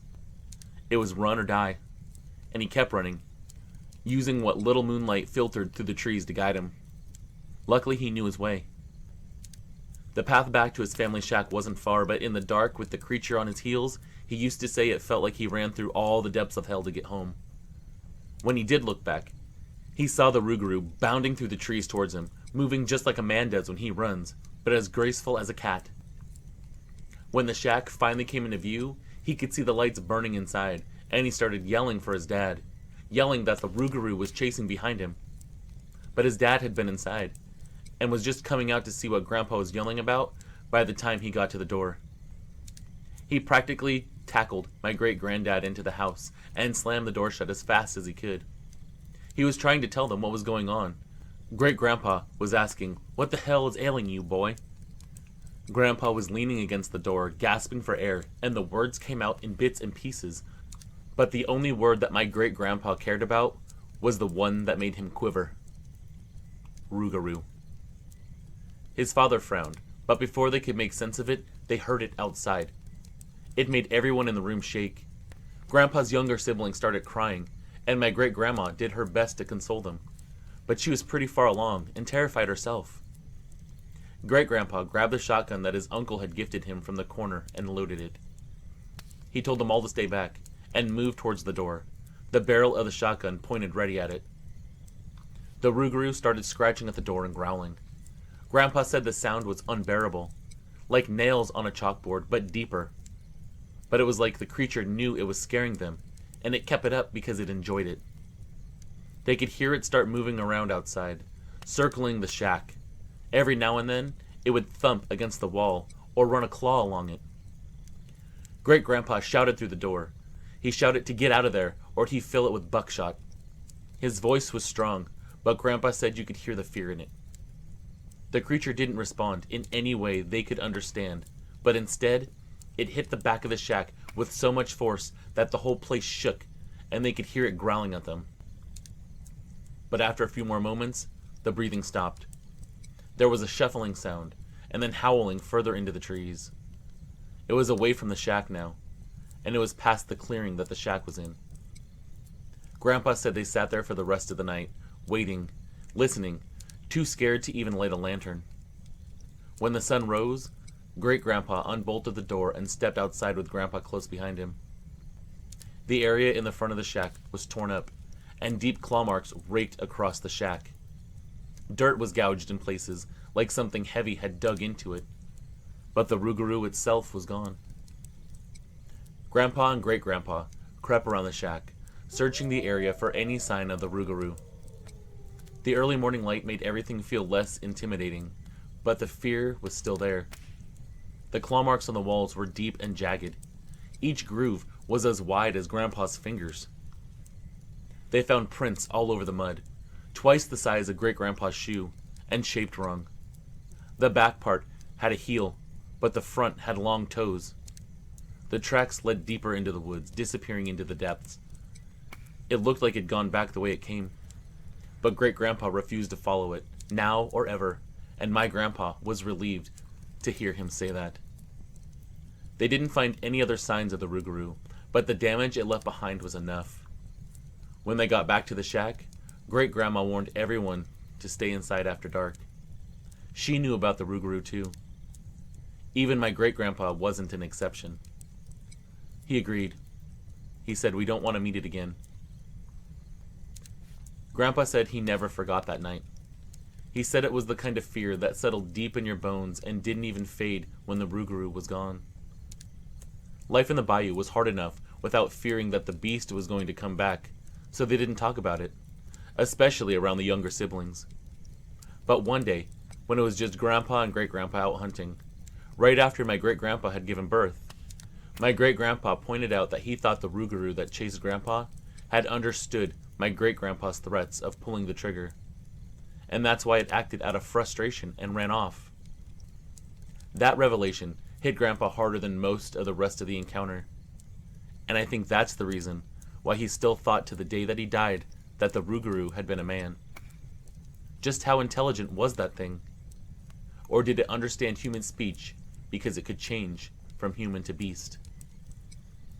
Over the years, Grandpa would tell that story whenever someone asked about strange things in the bayou. He'd say, some would say that maybe it was just a big wolf. But if you believe in the rugaroo, you know better than that. Like I said, the details never changed. Not once, no matter how many times he told it. I'd heard that story over a dozen times. Grandpa always ended the story the same way too. There's things out there in the swamp, more than just the rugaroo. We had the luck of just seeing it. But there's more out there than most folks have ever even heard about. I miss you, Grandpa. Thanks for opening my eyes. Rest in peace. Thank you for sending me your grandpa's story, Terrence. I hope I did him justice. My name is Mark, and my wife Olivia and I have lived in a quiet spot nestled in the woods of New Hampshire for a long time. Our house is set about 1.5 miles off the main road, behind a cluster of thick trees with only a narrow gravel driveway connecting us to the world. The nearest neighbors are just a small speck of light through the trees on a good night. We loved the seclusion. Past tense. We used to. It was a Friday night in early October, and we'd gone out for dinner in town. Nothing fancy, just a small local place that we like to eat at. It'd been a regular night for us. Good food and a little wine, and a lot of conversation about nothing in particular. We'd been empty nesters for about 4 months now, our youngest going off to college, so we were enjoying well-deserved time together and figuring out what to do next with our lives. By the time we got home, it was close to 10 p.m. The air was brisk, and there was a huge full moon shining through the clouds. We pulled into the driveway, the headlights sweeping across the dark shapes of the trees lining the path as we approached the house. Olivia was scrolling through her phone, probably checking messages from our youngest son with updates about his new life 4 hours away. Our porch light was on, and everything seemed normal. But then we stepped out of the car. Even before I shut my door, I noticed something was off. Something seemed way too quiet. There weren't even any bugs making noise. Olivia noticed it too, stopping mid-sentence as she climbed out. "Mark, do you hear that?" she asked me. She sounded a little unnerved herself. I didn't reply at first. I was just trying to listen. Let me tell you this. It wasn't just quiet. It was unnervingly quiet. I shook off the unease and said, "Let's just go inside." We were halfway between the car and the porch when we both heard this deep growling sound over by the corner of our front yard. At this corner, there are a few tall trees, and something large was standing in front of those trees. You can imagine how scared we were when we looked over and saw a tall creature take a step closer to us.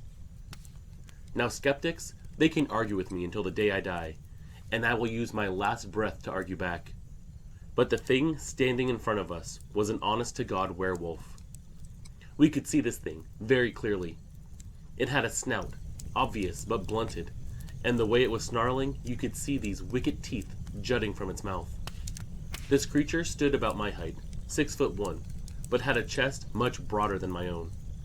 It was covered from head to toe with gray fur, but the hair around the chest and legs was longer. The face and the arms had shorter hair. After the initial steps towards us, this thing just stopped moving, and was just standing there staring at us with this deep growl coming from it. I took a step back in fright, and I felt Olivia's hand tighten around my arm.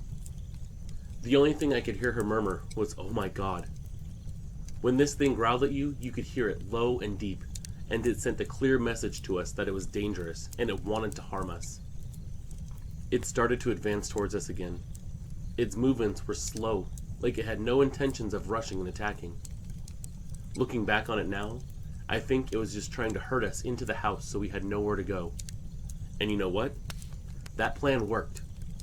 I told Olivia to get in the house as calmly as I could, even though I was about to have a heart attack myself. I was about 3 seconds away from losing my mind.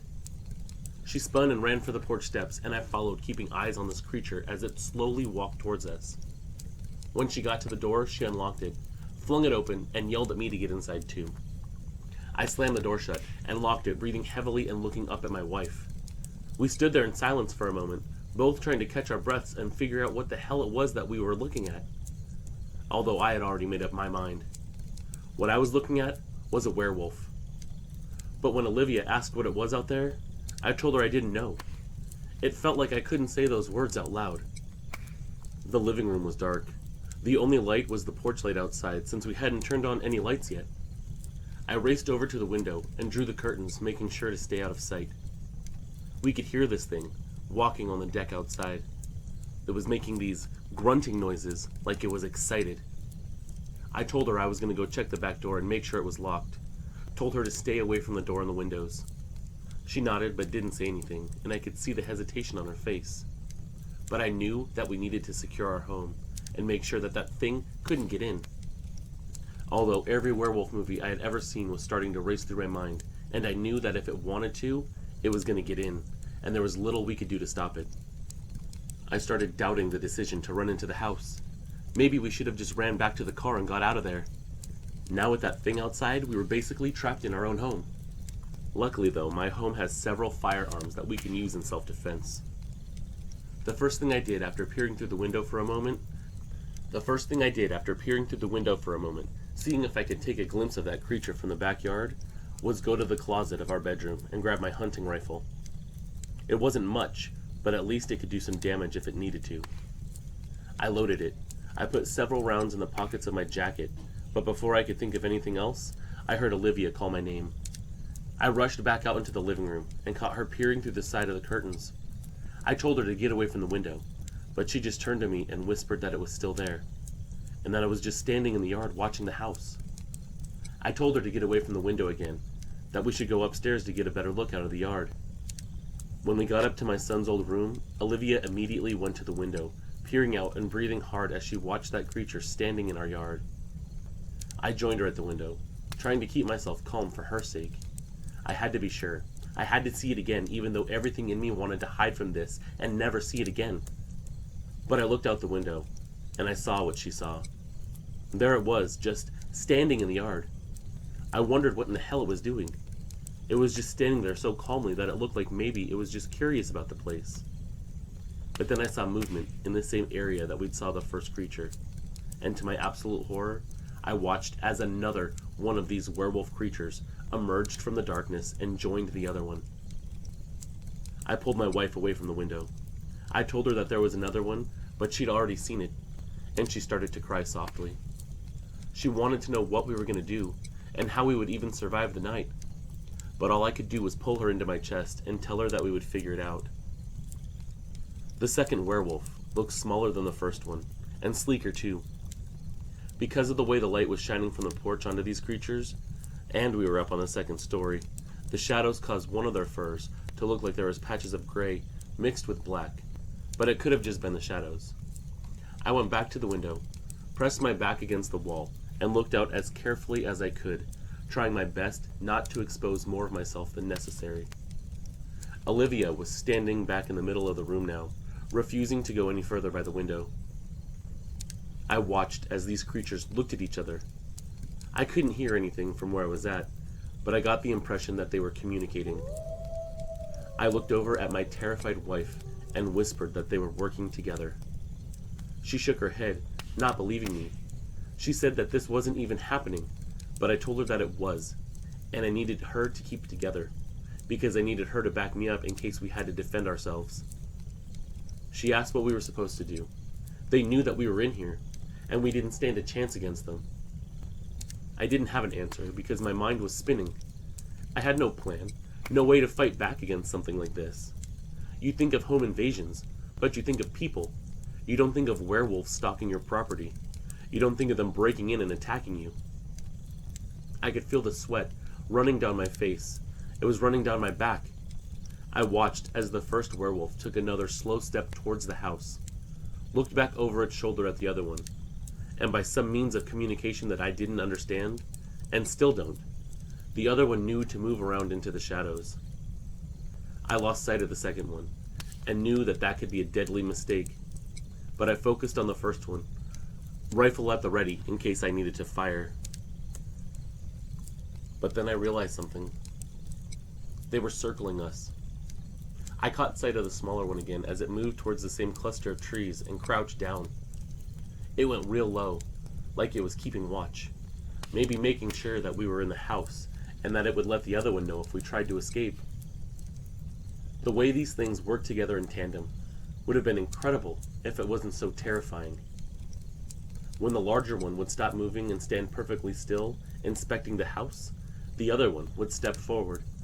It was like they were taking turns investigating, or maybe looking for a way in.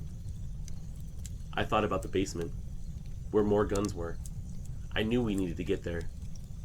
But then I watched these creatures more, and I realized that even with the firearms that we had, it might not be enough. These things would slink through the trees with this unnatural grace, and they would close into the house. And then they would go back into the shadows. After a while, Olivia managed to pull herself closer to the window and stood behind me as we gazed out, watching these creatures just move about our yard. For now, they hadn't tried anything, and they looked like they were just inspecting the place. But I had a deep dread that that wouldn't last forever, and that eventually they would step up their attack. It was like they were taking everything in or something, learning the layout of our home, learning the property around it, learning where the doors and the windows were, knowing where we could escape or where they could enter. I told Olivia we needed to wait for them to move, that if they're working together, they'll try to get closer, and they'll try to figure out how we react. If we stay still, maybe they'll lose interest. But even as I said it, I could feel the doubt creeping in. I wasn't sure if I believed my own words. It didn't seem like these creatures were the kind to just leave us alone, especially not after what we'd already seen. It was like they were systematically inspecting the place. And then a noise from outside snapped me out of my thoughts. It was a rustling, followed by this distinct sound of something heavy dragging across the ground. I turned back to the window and my pulse spiked again. The first werewolf was no longer standing at the edge of the yard. It was moving around the side of the house. Its large form was barely visible in the shadows, but I could hear its steps. They were slow, deliberate. It felt like they were closing in. I grabbed Olivia's arm. We need to hide, now. She didn't argue, but her face was pale, and her eyes wide with fear. I told her that I felt like they were going to up this attack, and that they were going to do it soon. I was scared that now these creatures were going to try to find a way in. We both turned towards the back of the house, where the hallway led to the basement stairs. If we could get down there, maybe we'd be able to hide out long enough for whatever it was to give up. That's where we kept our guns, and I felt a lot safer knowing that I'd be in a room filled with my gun collection. I took the rifle with me as we moved. We moved quickly, as quietly as we could, down the hallway, down the stairs.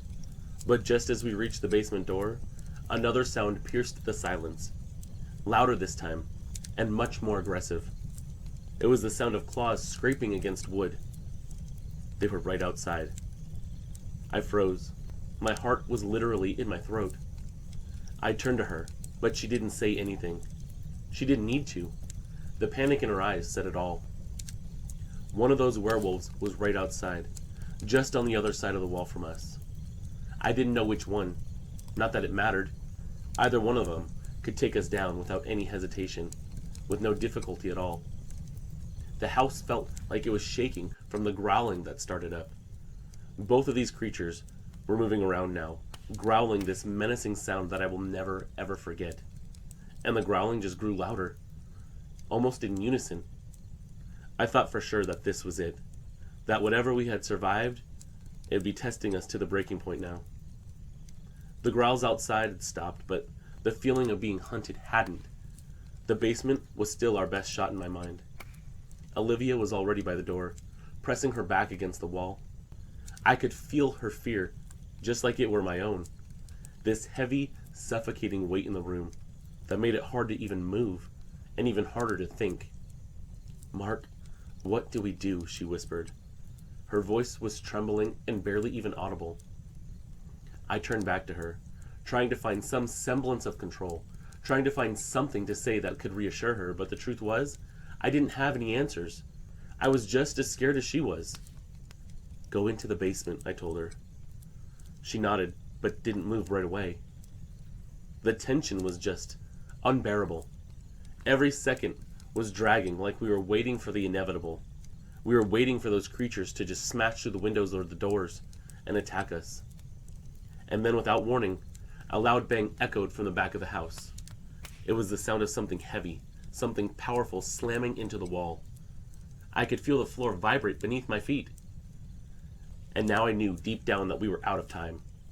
I grabbed her arm, pulling her down the stairs, and we bolted for the door of the basement.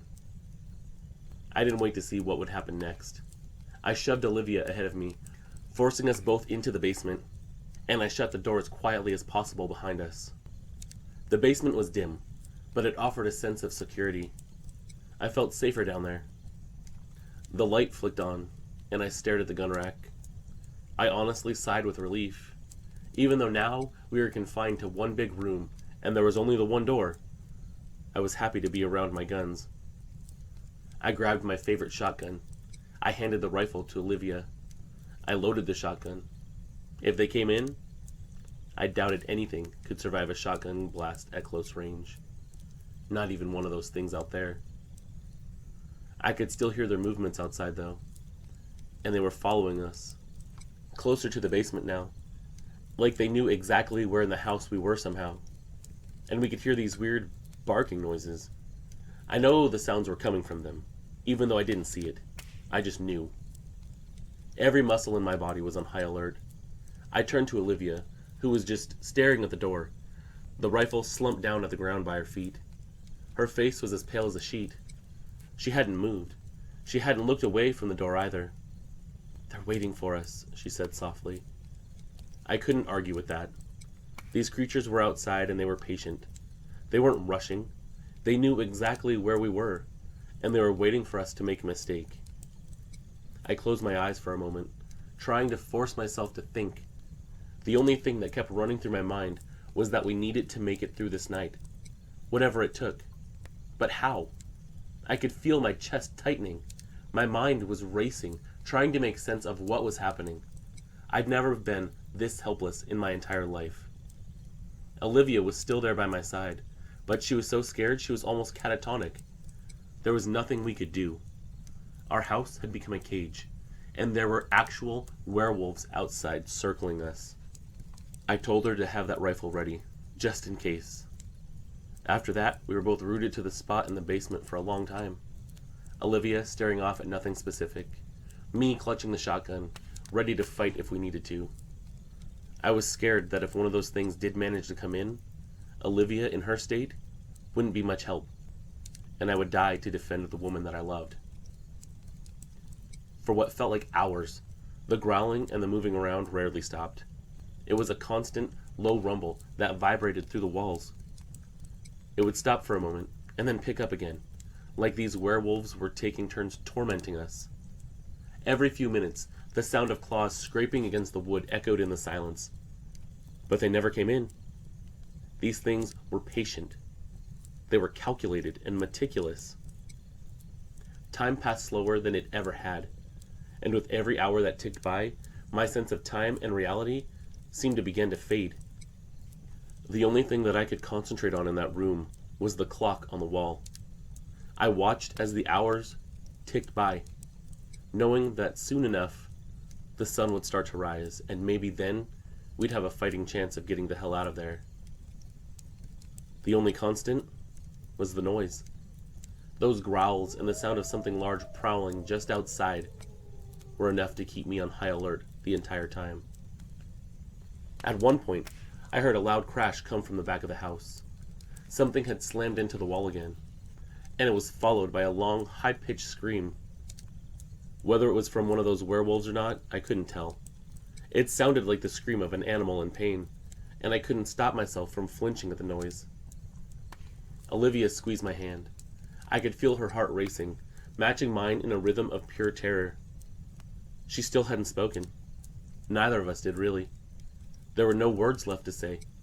We had to survive the night. We had to hold on until daylight. At one point, we heard a noise that sounded like a heavy thud of something crashing onto the ground, right by the wall above the basement. And then finally, Olivia spoke, but her voice was cracked, and I felt her fear rising. "Mark, they're still out there." "I know," I replied, trying to sound calm, but my voice was strained. The longer we stayed hidden, the more I could feel the weight of those things out there. It didn't feel like they would ever leave. They were waiting for the perfect moment, biding their time. Then, as the first light of dawn began to creep through the bottom of the basement door, the sounds from outside began to fade. The growling was still there, but it was less frequent now. And then, just like that, it stopped. The last growl I heard was distant, almost like a parting gesture. There was no more scraping or pacing around the house. There was no more growling or barking. I stood up, cautiously. I walked to the door. My heart was pounding so hard I could feel it beating out of my chest, and my hands were still gripping the shotgun. I went upstairs, slowly. Olivia was clutching me from behind. Neither of us dared to speak. Outside, everything seemed quiet. The trees were still, the early morning mist was hanging low on the ground, and there were no signs of the werewolves. "They're gone," I whispered, although I wasn't entirely sure I believed it. Olivia's eyes filled with tears as she exhaled shakily. "I don't understand any of this." But I didn't have an answer for my poor wife. All I knew was that somehow we survived. We stayed inside for a long time, neither of us even moving much, but slowly the sun began to rise higher in the sky, and it felt like we could breathe again. The world outside had seemed to return to its normal state. But the thought that I had was, we survived one night. I wasn't sure how many more we had left. What if those things came back? We dared to venture outside. The trees looked like they were motionless. Everything outside seemed too quiet, and I couldn't help but think back to the night before. It was like the world had gone still, as if it was holding its breath, waiting for something to happen. I scanned the trees nervously, clutching my shotgun, my eyes darting from shadow to shadow. Had the werewolves really left? I turned to Olivia and I told her, "I think we're safe. For now." But I couldn't shake the feeling that this wasn't over. Not really. That was one night. Maybe they didn't like the light. What if they came back when it was dark again? It felt like we were too close to something we didn't understand. And you know what? I didn't want to know any more about the things that we had seen. I didn't care what they were at that point. A werewolf or something else. I just knew how they made me feel. How terrified I'd been. And I couldn't stay there any longer. Neither could Olivia. We decided to leave that day. At least for a while. We couldn't stay in that house. Not with the memories of what had just happened so fresh in our minds. That isolation, the feeling of being trapped in a house with something out there, something we couldn't outrun, couldn't outfight, it was too much. But before we left, I went out into the yard one last time, looking for any signs of those werewolves. Tracks, hair, anything. I didn't want to find proof, but I knew that I needed to look, if nothing else but for my own sanity. But there was nothing there either way. No tracks or broken branches, no signs of anything unusual. The yard was empty, the house was empty, the woods were empty. I felt the weight of it then. Those werewolves, they could be anywhere. They might come back at any time. They could be out there right then, hiding just beyond the trees, watching us pack a car in terror, watching us leave, or just waiting for us to slip up again. I couldn't say for sure, but I didn't want to think about it anymore. The one thing I did know, with every ounce of certainty that I had left, was that we had barely survived. We'd gotten lucky. And luck, it doesn't last forever.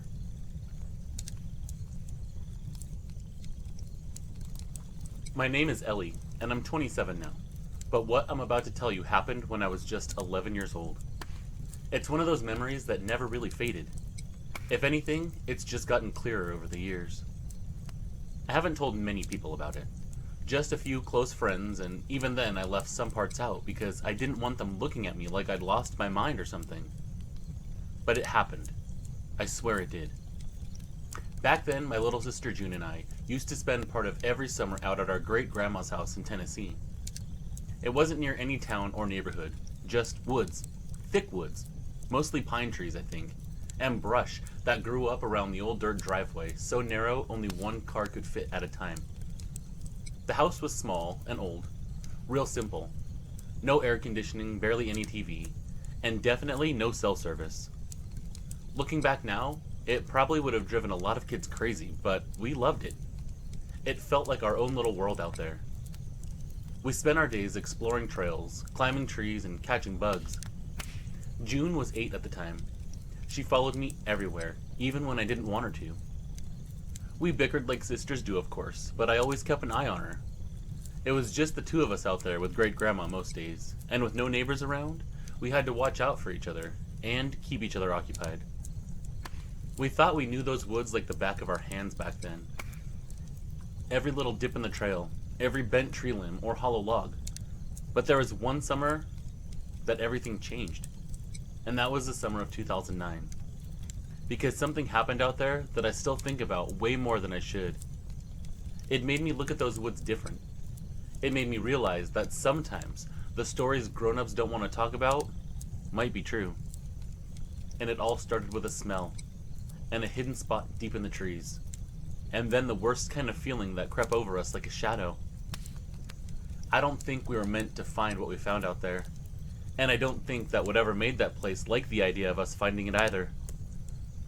Most days out there started the same. June and I would wake up to the sound of birds or the screen door creaking just as great-grandma stepped out onto the porch. She'd be sitting in her rocker with her coffee before we even rolled out of bed. The mornings were cool, the kind where the dew still clung to the grass and your shoes got soaked just by walking across the yard. We'd eat breakfast, usually eggs on toast, Grandma's specialty. And then we were free to roam, just as long as we came back before the sun dipped low. That was the rule. Don't go too far, and don't make me come looking. That's what she would say every morning without fail before we set out on an adventure. The woods behind her house were our playground. We made forts out of sticks and pine. We found trails that looped around and doubled back like mazes, and picked handfuls of wild berries when they were in season. June used to pretend we were explorers looking for hidden treasures. I'd humor her most of the time, even if I was secretly just enjoying the peace of being out in the trees. But, like most kids, we pushed our limits. Not in a big way, just enough to feel like we were doing something exciting. That one day, the day everything changed, we'd followed a rabbit off trail of all things. It wasn't planned, just some sporadic adventure. We weren't sneaking around or trying to be bad. This just sort of happened. One minute we were walking the path like always, and the next we were stepping over logs and ducking under branches, chasing this little brown rabbit that darted through the brush like it had somewhere important to be. We must have gotten farther than we realized. The trees got thicker, and the light felt different, dim almost, even though it was just past noon. June hesitated, said maybe we should turn back, but I told her that we'd be fine. I figured we'd loop around and find the trail again soon enough. We weren't lost, just off course. That's the thing about being a kid, you know. You don't always know when you've crossed a line until you're standing on the wrong side of it. The farther we went, the more things started to feel off. That's the only way that I can explain it. Just like something wasn't right. At first it was just little stuff. The trail we'd been following kind of thinned out, like it hadn't been used in a long time. Then the trees started pressing in closer together, so close their branches scraped our arms as we passed by them. And then everything got really quiet. Not just regular quiet, but wrong quiet. No birds or bugs or anything. And my little sister noticed it too. She reached for my hand without saying anything, and I let her grab it. I was starting to feel weird too, like something was watching us, even though I couldn't see or hear anything. And that's when we smelled it. That smell hit us all at once. Thick and sour. Heavy like old meat that'd been sitting out in the sun for too long. It made my nose burn and my eyes water. June even gagged and covered her face with her arm, and I could tell she was on the edge of crying. I don't like this, Ellie. Let's go back. But right then, I saw something through the trees. It wasn't far off, maybe 30 feet or so ahead. The ground dipped beneath a fallen pine tree. At first I thought it was just a shadow, but the shape was all wrong. It looked like a hole, or maybe even a little cave tucked into the earth. Something didn't sit right about it though. The brush around it was piled up in strange ways, like someone, or something, had tried to cover it up without really even hiding it. There were big sticks jammed into the ground like supports, and pine branches laid over the top like a roof. From where we stood, it looked like it was dug out, but deeper than anything a fox or groundhog could make. This thing was just too big. It didn't look like anything a person had built either. At least, not anyone trying to be neat or smart about it. It was messy and wild, but also intentional. Like a nest, but wrong on so many levels. I don't know how else to describe it. I stepped forward without even thinking. Ellie begged me not to. I didn't tell her, but I already had that crawling feeling under my skin. The one that tells you that you're somewhere you shouldn't be. I guess part of me just thought I needed to see what it was. Like, knowing might make that feeling of fear go away. It didn't though. Not even close. Because the closer I got, the stronger that smell got. Like death. It clung to the air, and it made my stomach flip. I pulled my shirt up over my nose, trying not to gag. When I reached the edge, I peeked inside though. At first, I couldn't make sense of what I was seeing. The inside was a lot darker than I expected, but there was enough light filtering through the trees that I could make out shapes. Piles of them. Bones. And a lot of them. Some were small, rabbits and squirrels, maybe some birds. But some were also bigger. Long leg bones too, and a skull that looked like it could have come from a deer. One pile of these things had tufts of fur still clinging to the skin. Another had a ribcage that looked half crushed with flies buzzing thick around it. There were scraps of hide stuck to the ground. Pieces that looked torn, not cut. And everything about it just felt violent. I didn't say anything about it, and I didn't move for a while either. I was just taking in this sight. Just staring, trying to understand what kind of animal would do something like this. Or what kind of animal was even capable of this. But the more I looked, the more things just didn't add up. There were claw marks in the dirt. Long ones that raked through the earth like something had paced back and forth. I looked up, and I saw more of them scratched into the tree trunks nearby, way higher than I could have reached, even if I was standing on June's shoulders. And I thought to myself, what kind of animal could reach up there and make those kind of marks? And that's when June stepped beside me, pulling her shirt up over her nose too. She took one look inside this den and froze. And that feeling hit us both at the same time, like we were stepping into a room where something bad had just happened. And worse than that, like we weren't alone anymore. Like something was there with us, watching us, just out of view. Right then, we had the same idea. Run.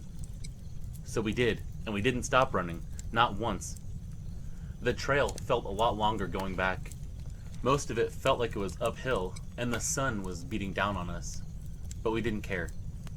We don't even remember getting tired. I just remember the sound of our feet on the dirt and the way the trees looked like they were leaning in, watching us go. June tripped once on a root, went down hard on her knee, but she popped right back up like it didn't even hurt. I think at that point, she was just so full of adrenaline that it didn't even matter. Neither of us even said anything the whole way back. We just booked it home. Looking back, there wasn't anything actually to say. We just were overcome with that fear and needed to get out of there. just needed to be home. Just needed to be somewhere safe. When we finally saw Great Grandma's house through the trees, I think we both let out a breath we'd been holding the entire time. We burst through the back door into the kitchen. We were red-faced and covered in sweat and dirt. Great Grandma was at the sink peeling potatoes, and she turned around real slow when she saw us. "What in the world happened to you two?" she asked us. We started talking over each other, trying to explain. Bones, fur, the smell, the hole in the ground, the claw marks. I didn't know how much of it came out making sense, but she just stood there listening, her eyes fixed on us the whole time. She didn't laugh, didn't brush us off. When we finished, she set the peeler down and wiped her hands on her apron. "Sounds like you girls found something you weren't meant to find," she said. She was calm as ever, and that shut us right up.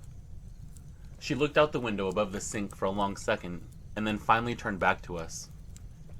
"You listen to me now. Don't go back out there. Not to that spot, not even close. The woods got things in them we don't always understand. Best not to go poking around where you don't belong." We nodded and didn't argue. I had absolutely no intention of ever going back to that spot. Then that night, after dinner, she went around the house, checking every window and door more than once. She drew all the curtains too, even though it wasn't dark outside yet. She didn't say why, but she didn't really need to. We hadn't stopped thinking about that thing ever since we got back home. Something was out there that shouldn't be, and it made a den bigger than both of us. We stayed close to Great Grandma the rest of the night. Here's what you need to know. Great Grandma's house was old. Real old. Wood creaked if you so much as breathed wrong, and every door had a screen that rattled when it shut. Like I said, there was no air conditioning, just a few box fans humming in the windows, stirring up hot air that didn't help much. And that night was worse than usual. It was still and heavy, like the air didn't want to move. We were camped out in the back bedroom, June on her little cot and me on a twin bed against the wall. There was a fan buzzing softly in the corner, but it didn't drown out the way the house groaned every now and then. June couldn't sleep. I could tell by the way she kept rolling over. I was in that half-sleep place, not really dreaming, but not quite awake either when I heard this noise. It sounded like footsteps to me, not like a squirrel on the roof or a raccoon on the porch. These were slow and heavy, crunching on the gravel path that led up from the trees to the house. Whatever it was moving around slowly and intentionally. I froze. My eyes opened. I held my breath, trying to listen past the fan. Step. Pause. Step. Pause. I slipped out of bed real quick and tiptoed to the window. I was pressing myself against the side of the frame so I could peek out without being seen. At first, I didn't see anything, just the yard and the tree line beyond it, and the moonlight over the yard. But then I saw it. It was something tall and black, not moving or making a sound. It was standing by Great Grandma's car, half hidden. If I hadn't been looking straight at it, I think I would have missed it. This thing was standing that still, and was easily blending in with the shadows, but there it was. Way taller than a person. The shape of it was all wrong too. Its shoulders were all hunched up. Its head was too high. I couldn't make out its face, but I knew it was looking at the house. I backed away without thinking and bumped into June, who was already out of bed, wide-eyed and terrified. I pulled her down with me beneath the window, and we sat on the floor holding our breath, straining our ears. And that's when we heard it again. This was a low sound from the side of the house, like a growl or something, or maybe just the sound of something breathing real deep and slow. June grabbed my hand tight. I didn't say anything. My heart was beating so hard I thought it might wake the whole house. Then we heard noises for the third time. These were more footsteps, and they were around the side of the house now. Gravel crunching slowly like this thing was circling us. The door to the bedroom creaked open, just a little, and Great Grandma came in, wearing her robe and holding a flashlight that wasn't turned on. She didn't say much, just walked over, knelt beside us, and whispered, "Don't look out the window. Stay right here." Honestly, I didn't know what the hell was going on, but I was just glad to have an adult in the room. and Great Grandma had this presence about her that just made you feel calm. Needless to say, we didn't move. But then, not a minute later, something banged against the front porch steps hard. Not like a falling branch or something. This was loud, like something heavy had stomped or kicked it. The boards groaned under the weight, and the screen door rattled even though nobody touched it. Great Grandma stayed kneeling there with us, one hand on my back, the other on June's shoulder. We didn't move an inch. It must have been an hour that we sat there, quiet as we could, pressed into the wall of that old bedroom. Every now and then, we'd hear a noise outside, just like another creak, another shift on the gravel. Like whatever it was hadn't left yet. June's hand stayed locked in mine the entire time. And then I don't know what made me do it. Maybe just that curiosity, that desire to know what was going on. But I slowly got to my knees and peeked over the bottom of the windowsill again. June whispered my name like she wanted me to stop. But she didn't stop me. And Great Grandma didn't either. She just watched quietly. This time, I saw it plain. It was closer now. Stepped into the yard maybe 20 feet from the house. It was near the garden where Great Grandma kept her tomatoes. It was standing on two legs, but it was hunched forward, knees bent a little, like it wasn't used to standing like a person. Its arms were hung low. They were long and thick, and these paws were attached to them that looked like they'd been stretched out into something that resembled a hand. They looked like they could wrap clean around a grown man's chest. It had black fur. It looked thick, and even matted in some spots, especially around the shoulders and upper back, where this mane looked like it had formed from longer hair. The shoulders themselves were huge. Honestly, it was built like something that did a lot of tearing and pulling. What I was looking at wasn't a bear, I could tell you that for sure. The head was shaped wrong for that. Too narrow at the muzzle. Too long. It looked like a dog or a wolf, only way bigger and standing upright. It had ears that stood upright too, twitching now and then, and its neck kind of jutted forward like it was sniffing. And then it lifted its snout and turned its head just a little like it was trying to catch a scent of the wind. I was terrified that it was trying to catch our scent. That porch light Grandma kept on caught its eyes for a second, and then it turned its head. The eyes looked like they were glowing. Not bright like in the movies, just a soft amber shine like they were reflecting the light instead of making their own. That was the moment I felt true fear. Like my body knew something my brain couldn't even explain. I ducked down again and hugged June. I was past terrified now. We could hear it circling, taking slow steps, moving along the outer wall, twigs snapping underfoot, gravel crunching near the back porch. It wasn't rushing or trying to get in. It was investigating, like it was looking for a weak spot or a way that it could easily get in. Grandma hadn't moved. She sat there with us, dead quiet, like she knew not to challenge this thing. I'll never forget the way the house felt right then, like the whole place was holding its breath with us. It was just before dawn when I think it left. We never saw it walk away. We just noticed the sounds had stopped. There wasn't any more crunching of the gravel or sniffing or banging on the house. None of us slept that entire night. We just lay there waiting for something else to happen. Eyes heavy and exhausted, but still awake.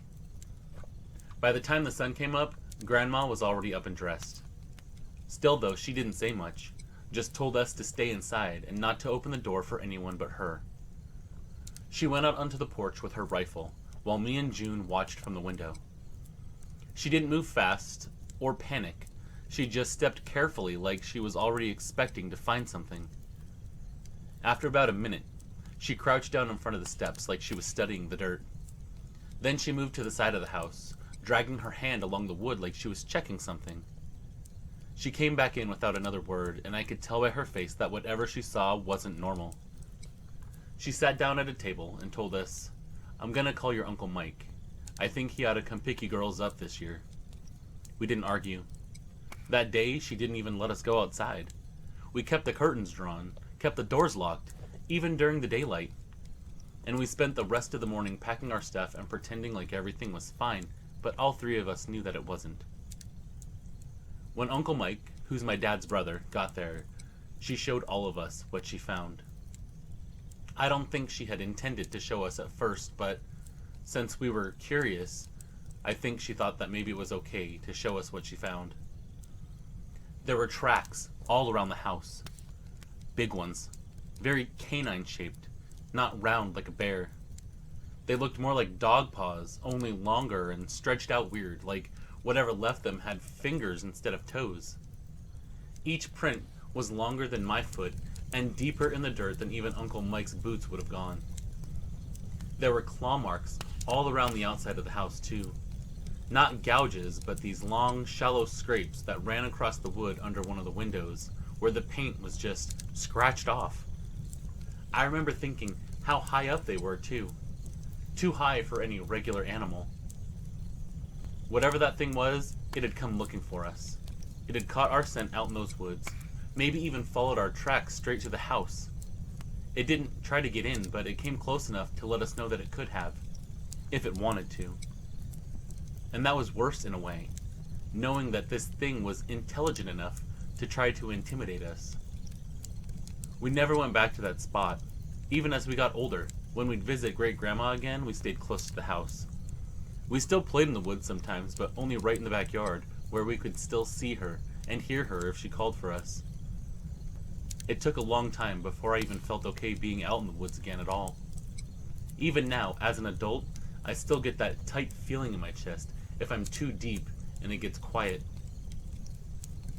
Great-Grandma passed away about 5 years after that summer. She never brought up that incident again, and neither did we. But I've never forgotten the way she acted. How she didn't laugh or tell us we were imagining things. She believed us. She was just born in a different age, I guess, and took things as they were told. I don't know what her reasons were for that, or maybe if she'd seen something herself, but I think about that sometimes. I think about if that thing was out there and it had stayed long enough to make a den. Had they interacted before? As for what we found out there, what that den was, what came sniffing around the house that night, I still don't really have true answers for.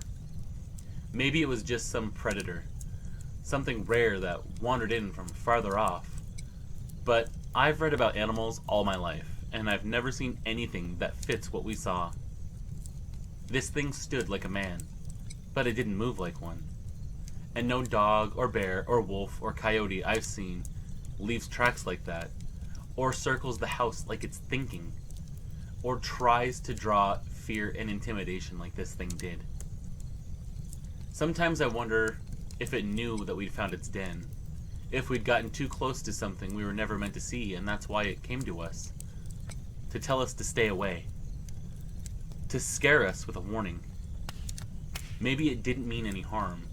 Maybe it was just telling us, that's my area. This is how it feels when you intrude on that. All I know is I hope no one ever stumbles across that place the way that we did. Whatever it was, it didn't want to be found.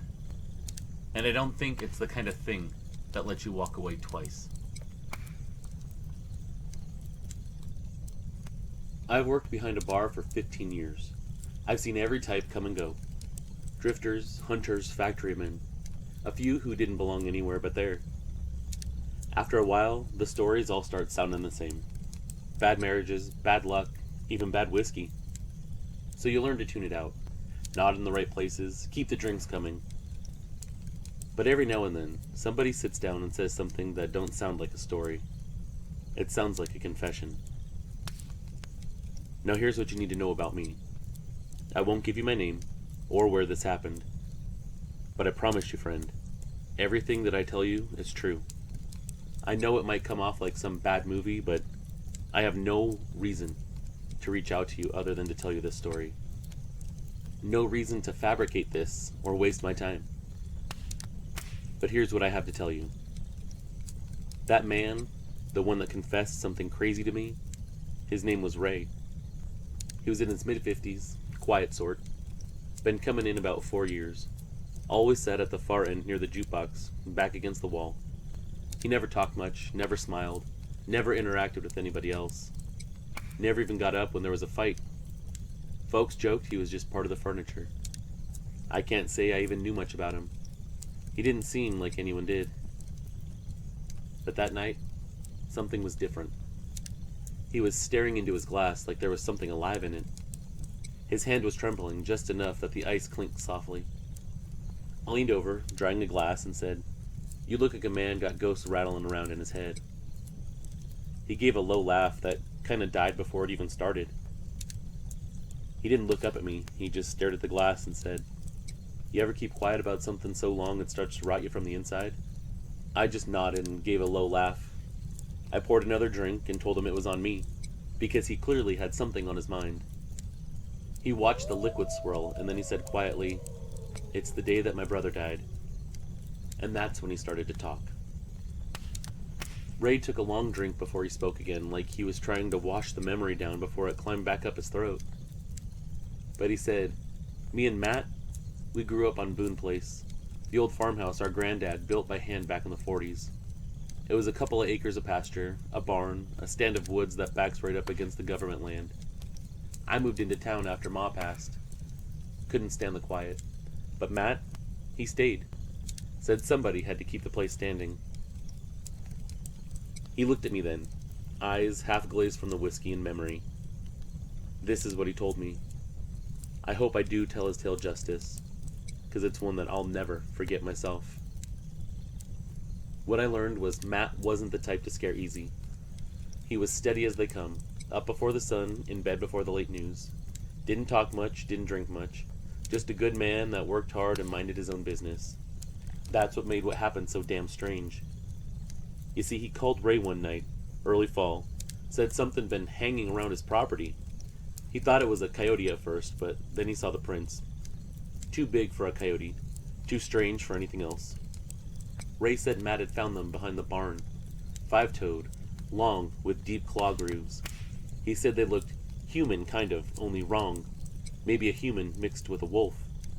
The spacing was off, like whoever or whatever made him didn't walk right. Ray told him that maybe a really big dog had been passing through, a stray, or maybe even a small bear. Matt didn't argue, but Ray could hear the unease in his voice. He wasn't convinced, and that's not like him, Ray said. Over the next few weeks, things seemed to get worse. Matt started seeing something in his yard, always near the tree line, always at dusk, something on all fours, but sometimes it would stand up. He said it moved like it was testing him. It didn't charge, didn't run, just watched him. Then came the scratching, long drags against the wood porch, like nails testing for weak spots. Matt found gouges in the siding, numerous times, deep and uneven. Even the dogs refused to go out at night. He said the goats stopped coming up for feed. They'd just stare at the woods, ears flat like they were waiting for something. As Ray talked, his voice kept getting lower. It was steady, but frayed at the edges.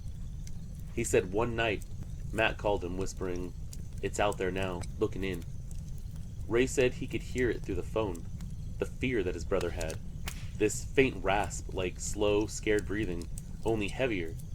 It didn't sound like his brother at all, because he didn't scare, but he could hear it right there in his breath. And then all of a sudden, Matt hung up. He wanted to stress that Matt never got spooked. He chased off all kinds of people with shotguns, stood between a bull and a broken fence without blinking, even went up against a bear himself one time, trying to protect the goats. But that night, Ray heard fear in his voice, and it was real fear. The kind of man only gets when he's looking at something that shouldn't exist.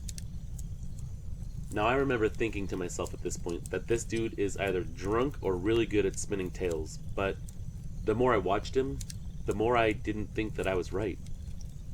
Like I said, I've been slinging drinks my whole life, and I could read a guy pretty good. Ray stared at the bar the entire time he talked, thumb tracing the grain in the wood like he could carve the story into it. He wasn't pulling my leg at all. I was sure of that. He said the next morning after that call, he drove out there. He couldn't shake the sound of his brother's voice, and he found him sitting in the kitchen with a shotgun across his knees. Looked like he hadn't shaved in days, hadn't slept in even longer than that. His eyes were bloodshot. They were wild around the edges. He seemed to jump at every sound. The floor creaking, the wind rattling the windows, even Ray's voice. And when Ray asked what he'd seen, Matt just nodded. He let him out back. "You see him?" he said, pointing toward the mud near the shed. What Ray saw that day confused him. Fresh prints deep in the ground. He said the prints were clear as day, sunk an inch into the ground, big as a man's hand, but shaped wrong. Long toes, claws like little knives, and heavy, like whatever made 'em was damn near 300 pounds. They led right up to the shed. When I opened the door, he said, the smell hit me like a brick wall, like a dead animal left in the sun. It was obvious that something had been living in there. The tools were pushed aside, hay was matted down, and the walls had scratch marks higher than his head. He said Matt had seen it clear the night before. He told him it stood taller than the door frame, built like a man but thick through the shoulders. Its arms hung low, hands big enough to wrap around a bucket handle, ears pointed, muzzle short, eyes yellow like a lantern behind fog. It was like a man and a wolf combined. Matt thought it was some kind of throwback, like something that crawled out of the woods before our time. Said maybe it was drawn to the house because the land used to be woods, like it was claiming it back. He figured it was territorial, not evil exactly, just mean in its nature. Ray said he begged him to come to town for a while, to stay with him, but Matt shook his head. "If I don't deal with it now, it'll never leave." But after that, the weirdness escalated. The animals refused to go near the back fence. Matt's motion lights clicked on and off all night, but nothing showed on the ground when he checked. At night, he said he could hear it pacing, 2 steps, 3, then a pause, and then a couple more, like it was counting or keeping watch over the house itself, maybe even hunting him. Then one morning, Matt told Ray that he was going to drive it off. He said he'd wait in an old deer blind near the ridge with his rifle and a spotlight. It was at this point Ray actually slammed the glass down and looked me right in the eyes. He said, "I told him he was out of his damn mind. We fought, the first time in years, and I left angry."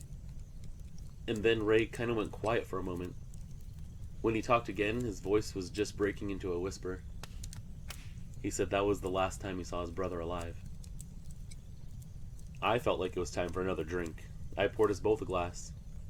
I knew I had a job to do, but I wasn't moving away from Ray. I was too damn interested in what he had to say. His voice was hoarse now as he was talking, like he was trying to fight back tears, like each word was being dragged out of him. He said he didn't hear from Matt for 2 days after that argument. At first, he figured he was sulking. Both of them had bad tempers. They usually needed a little space before they cooled off, but something was pulling at his gut. By the second night, he couldn't ignore it anymore. He drove out there to check on his brother. Matt's truck was in the driveway, mud caked to the tires, driver's door unlocked. The house was dark. He called out for him but didn't get an answer. He went inside and right away knew something was off, because his rifle was gone, his coat too. There was a cup of coffee, half drank, on the counter. On the kitchen table, Ray found an envelope with his name scrawled across it in Matt's handwriting. The paper inside, he said, was smudged with dirt, and there were a few spots that looked like either dried rain or tears. Now here's the kicker. This guy sitting across from me, maybe he was just bluffing. Maybe he was trying to pull my leg, maybe it was a prank. But if that's the case, then why did he pull out an old envelope from his jacket pocket? No man carries something like that around just to spin a story. And that envelope, it looked old. Like he'd opened it, read what was inside 1,000 times, and folded it back up. He took it out and showed it to me. I can't remember the exact words that were written on it, but it was something along the lines of, "Ray, if you're reading this, things went south. I'm gonna find it, run it off once and for all. Don't come looking for me. This ain't your fight. I'm doing what has to be done. If I don't come back, don't let folks forget that I wasn't crazy. This thing doesn't belong here on Earth. It's some kind of monster. Your brother, Matt." Ray said he ran out to the shed first. The door was open. It smelled the same as before. Rot, wet fur, that same damn stink. But there was no sign of Matt. Just his flashlight lying in the dirt, dead battery and all. He searched the property till dark. The fields, the ridge, the tree line. Couldn't find anything that could point in the direction of where his brother was. He called the sheriff that night, told him his brother was missing, and they organized a search party the next morning. There were locals, deputies, a couple of old friends. They combed through those woods for 2 days. They found pieces of his jacket first, ripped clean through like they'd been caught in machinery. On the 3rd day, one of the dogs started barking near a ravine. They found drag marks in the leaves, blood and streaks, and what was left of Matt. It wasn't all of him, Ray said quietly. Just enough to know that it was him. Ray didn't describe that in detail. He didn't have to, because his eyes did all the talking. The sheriff ended up ruling it a predator attack, said it was probably a bear or a cat, told Ray it was a miracle they found anything at all. But Ray shook his head slowly. Ain't no bear did that. Whatever got him, it wasn't hunting for food. It was cleaning up its territory. And my brother got in its way. He looked down at his glass, voice gone soft. I ain't picked up a rifle since. Truth is, I ain't gone back out there at all. I just keep drinking, hoping someday I'll forget about it. And then Ray sat there, quiet for a long time. The only sound was the hum of the neon light and the rain ticking against the window. Everybody else had already gone. He stared at the last of his whiskey like he was looking through it into someplace else. Hell, maybe he was looking into those woods. It's been eating at me, he said finally. I ain't told nobody the whole story till tonight. Today makes 4 years. I figured I'd owe Matt that much, to let someone know the truth before it takes me too. He raised his eyes, and for a second they caught the light just enough for me to see how damn tired they were. I don't want pity, he said. I just want somebody to know that he wasn't crazy. He thought it was a beast out there, but I think it's something worse. Something that watches just to see if you believe in it. Then he finished his drink, slid a few bills across the counter, which was more than enough to pay for it. He said, keep the change. Then he got up and headed for the door. The rain swallowed him up. I stood there watching his taillights fade down that old road, hoping that he was wrong, but deep down I knew he probably wasn't. Like I said, the bar was completely empty now.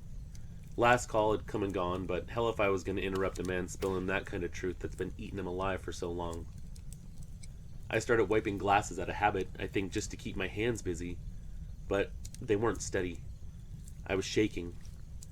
I kept hearing Ray's voice in my head, that quiet, breaking tone when he said it watches to see if you believe in it.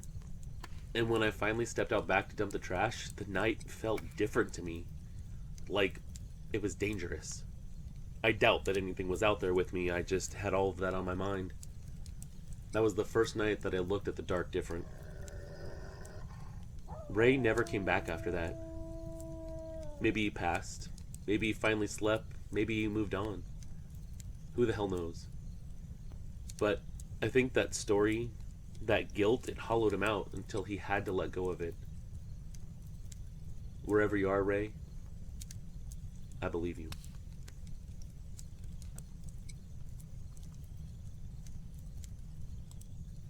Halloween night, 2019. The moon was just shy of full. I was 36 then, working maintenance for the school district and doing odd jobs on the side. I used to be a firefighter, before the station downsized. Some folks in town still called me Chief, though I'd hung up my helmet years ago. That night, I'd spent the evening at the elementary school parking lot, helping with the trunk or treat. I'd stayed late to help clean up, fold tables, pack candy boxes, haul trash. By the time I left, it was close to 11. My truck was still in the shop for a transmission issue, so I was hoofing it at home. 2 miles, maybe a little more. Not a big deal on a night like that. I had my reflective vest on, so I wasn't worried about traffic. I had a thermos of coffee in my hand, and my flashlight clipped to my belt. Country Line Road is a narrow and mostly straight little area, bordered by woods on both sides. Halfway along, it passes an old cemetery that's nothing fancy. There's no fence, just a slope dotted with about 50 crooked headstones. I've walked that stretch more times than I can count. My uncle's buried there. I stop by every few months to clear the leaves off his grave. Never once have I felt uneasy in that place. Not until that Halloween night. I just rounded the long bend where the trees pull back from the road when I noticed movement up the hill. At first, I thought it was just the wind pushing one of those old plastic flower arrangements. Sometimes they can catch the light and flicker like something alive. But the more I kind of glanced over at it, the more I got the feeling that this wasn't wind. This was motion. It was big and measured and low to the ground. I slowed, stepping to the edge of the shoulder to get a better look. My boots scuffed the gravel, loud in the quiet. The thing that was up there froze for half a heartbeat like it heard me, then went right back to what it was doing. Digging. That's the only word that fits. It was crouched low, nearly on all fours, but not quite, the back rising higher than any person should. I could see its silhouette clear in the moonlight, long arms swinging forward, shoulders rolling like pistons. Each movement was jerky, fast, and violent, like somebody trying to claw their way through frozen dirt with bare hands. I could see little clumps of soil flying over its shoulder, dark shapes against the pale ground. My first thought was that maybe it was a big dog, maybe a coyote tearing at something buried shallow. But the shape wasn't right, and nothing about this situation was sitting right with me. For starters, the limbs were too long, the torso was too thick, and when it shifted its weight, I caught the clear outline of elbows, not front legs, but arms. I took another step, careful and squinting. Whatever it was stopped suddenly, head snapping up fast. Again, I think it heard me. The way it turned, smooth like that, made my stomach kind of flip-flop. It didn't just look around. It was like this thing knew exactly where I was. And the night had gone particularly still, too. It was a dead kind of quiet, with no animals around making any type of noise. Just that thing, crouched among the gravestones, staring down at the hill in my direction. Even down there, I could hear these loud grunting noises that this thing was making. I didn't know what it was that I was looking at, so I stopped right there at the edge of the road, heart knocking against my ribs, thinking that maybe I was going to have a brush with some kind of wild animal. But never in my wildest dreams did I ever think of what I would face that night. My first thought, or looking back, hope, I guess, was that it was someone screwing around. It was Halloween night after all. Maybe some idiot teenager sneaking into the cemetery to pull a prank. Or, worse, someone doing something that they shouldn't be. I figured it was my duty to go there and check to see if everything was alright. That thought was almost comforting. People, even stupid ones, I could deal with. Some kind of wild creature? That was a different story. But the longer I stood there, the less human it looked. I stepped closer to the ditch and angled for a better view. And again the figure shifted, straightened up just a little, and this shape finally came into focus. It was crouched like a person, like no animal does, but the body was massive. The back sloped up into thick shoulders, and the arms hung long enough that the hands nearly brushed the ground. The fingers, or, after a good look, claws, moved constantly. They were flexing and curling like it couldn't keep them still. Under the moonlight, something about it gleamed. It was wet and uneven, like fur slicked with mud. I unclipped my flashlight, thumbs shaking as I flicked it on. The beam caught its side first. After that, everything went to hell. I'll talk about it slowly, but all of this happened in the course of just a couple of seconds until the chase was on. I saw a wall of coarse black fur, clotted with wet earth. The light traced upwards over muscles that were tight as cables. This thing looked like it was built for destroying. Its shoulders were broad like a linebacker's. It had a thick neck, leading to a head that was just wrong. The snout, the ears, they were pointed and twitching, belonged to an animal. But the expression on this thing's face didn't belong to any animal that I know. When the light hit it, it froze mid-motion, like the light had pinned it. And then it cranked its head towards me, quick and angry. The eyes caught the beam and flashed, like they were reflecting the light, like a pair of lanterns catching fire. It squinted against the light, lips peeling back from yellowed teeth in this soundless snarl. That's when I saw what it had been digging. Right in front of it lay a mound of turned soil, a grave, fresh enough that the dirt was still uneven, and the flowers were pushed aside. Why I can remember that is beyond me. I think the shock of it all just etched everything into my memory. But there it was, standing over that grave like it had every right to be there. It lifted its head, sniffed the air, a deep, dragging inhale that I could hear from where I stood. The sound rattled in its chest, like this slow, steady growl that was coming up from the depths of its lungs out of its mouth. It was like a dog testing the scent of something that it already planned to kill. As soon as I saw this thing, I took a step back, trying not to make a sound, even though I knew that this thing had already heard me. The gravel shifted under my heel. This thing froze for half a second, and then this thing stood up to its full height. Now, I am very fit. I was a firefighter. I stay in shape. I am 6'5". This thing dwarfed me, not just in height, but in muscle as well.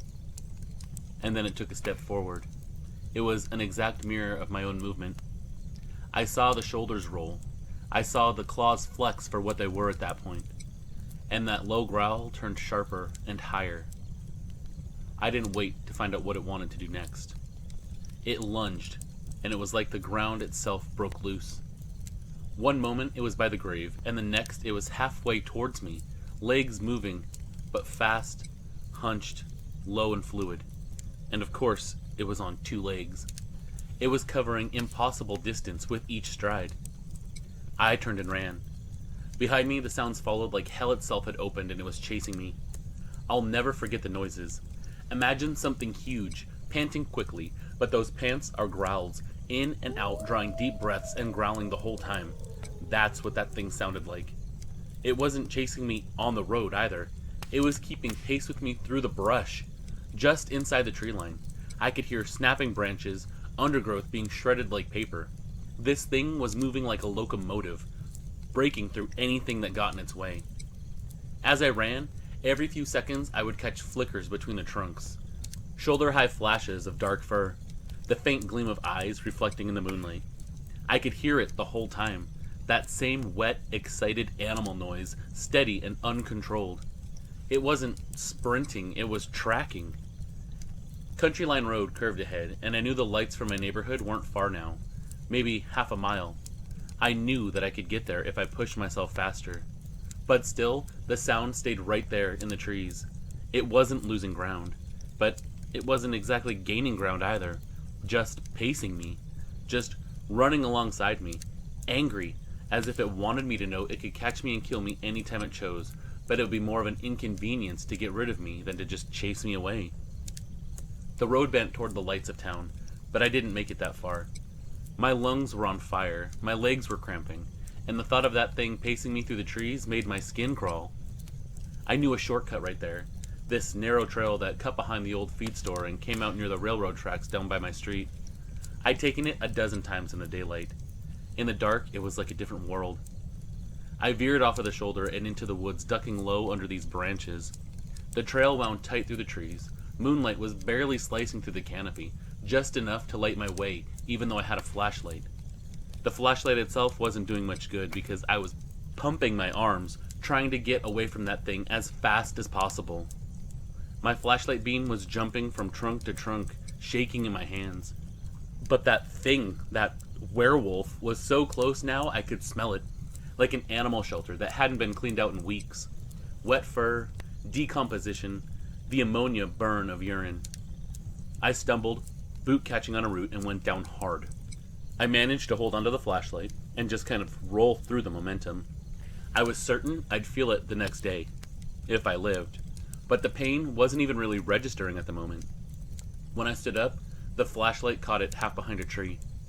It was crouched low, watching me, shoulders heaving, eyes just locked right on me. But it sure as hell looked like it had this awful, evil smile on that face. Right then, it was just calculating. It was intelligent, like it was standing there trying to figure out what to do next, or making sure that I kept running, seeing what I would do next. I don't know what possessed me, but I shouted, something raw and wordless, pure fear and fury. I grabbed the nearest rock. I hurled it as hard as I could. Of course, it landed short, thudding in the dirt, but the thing actually flinched, like it was offended. And then it let out a snarl that could have made the trees vibrate.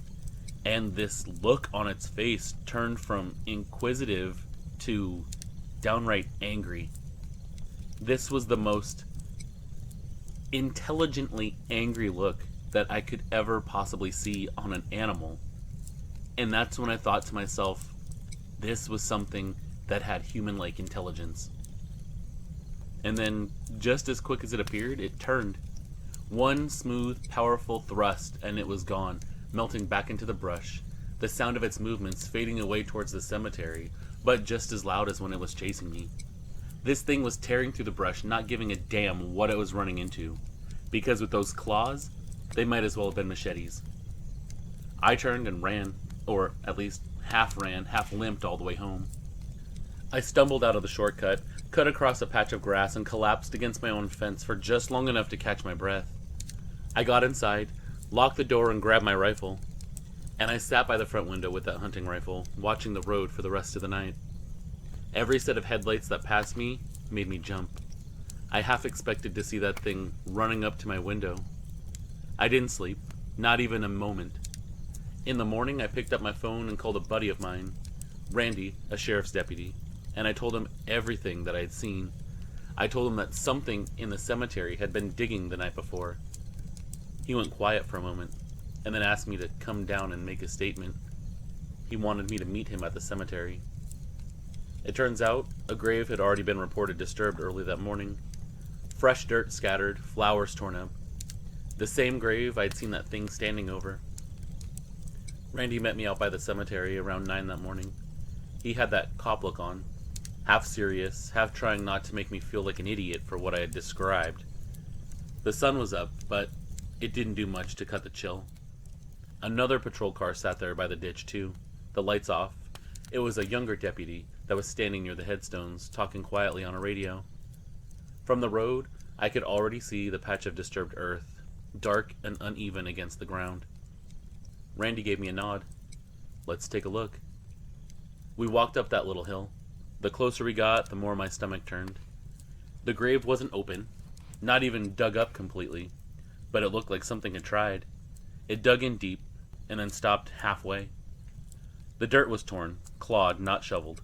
You could see where hands had ripped through it, long grooves too deep and uneven to be shovel work. Randy crouched down, squinting. Hell of a mess. Looks like an animal got at it. He didn't say anything about what I'd told him on the phone. Didn't mention me seeing something out there, and I was grateful for that. The younger deputy didn't need to hear it.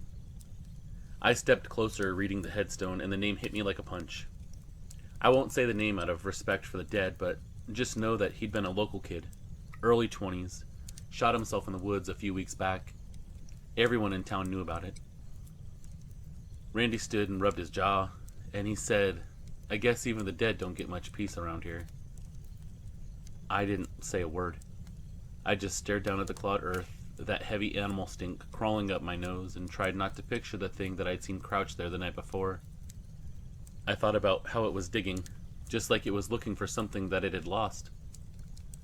It doesn't matter how I spin that story now. I know what I saw, and when I tell people and see that look of disbelief, it doesn't really matter. I believe it. It doesn't matter if they do.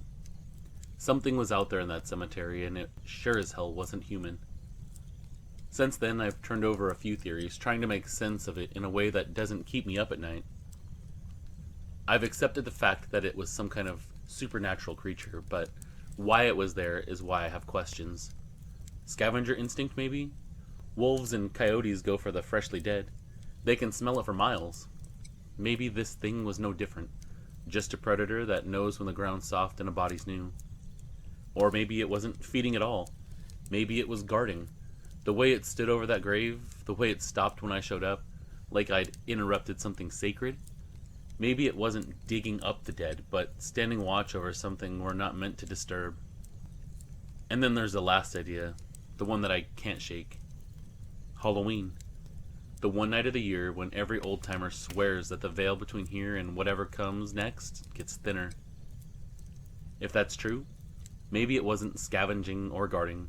Maybe it was just passing through, drawn to a grave belonging to someone who didn't move on. I still remember that kid's face from the paper. Lonely, sad, no peace behind his eyes. Maybe that thing wasn't there to dig him up at all. Maybe it came to claim what hadn't crossed over. My name's Charles. I'm not the kind of guy who goes looking for monsters or ghosts or any of that crap. I never have been. I swing a hammer for a living. I smoke too much, drink my beer too fast, and don't have time for fairy tales. If you'd asked me a few years ago if I believed in werewolves, I probably would have laughed in your face and told you that you needed a psychologist. But a few years back, me and my wife decided the city was eating us alive. There was too much traffic, neighbors right on top of you, kids stuck inside all day with video games instead of fresh air. We wanted better for them, so we packed up and rented this old farmhouse just outside of this little town in northern Ontario. This place sat on a couple of acres, right where the pavement turns to gravel. Out front, we had a cracked driveway and a sagging porch, but out back, nothing but trees and miles of forest. The house itself was old but solid, and I liked that. None of that drywall junk, just real wood and stone. The kind of place you can put your hand on the wall and feel the history in it. The kids got their own rooms upstairs, and me and Jen had ours on the main floor. And then there was this shed. It just sat there at the tree line, leaning a little, roof mossed over. From the porch you could see it, squatting there in the shadows like it was just waiting on somebody. First time I ever laid eyes on that thing, I thought, well, that's gonna need some fixing. But I had no idea what I was really looking at. Our first day out there, we're dragging boxes inside.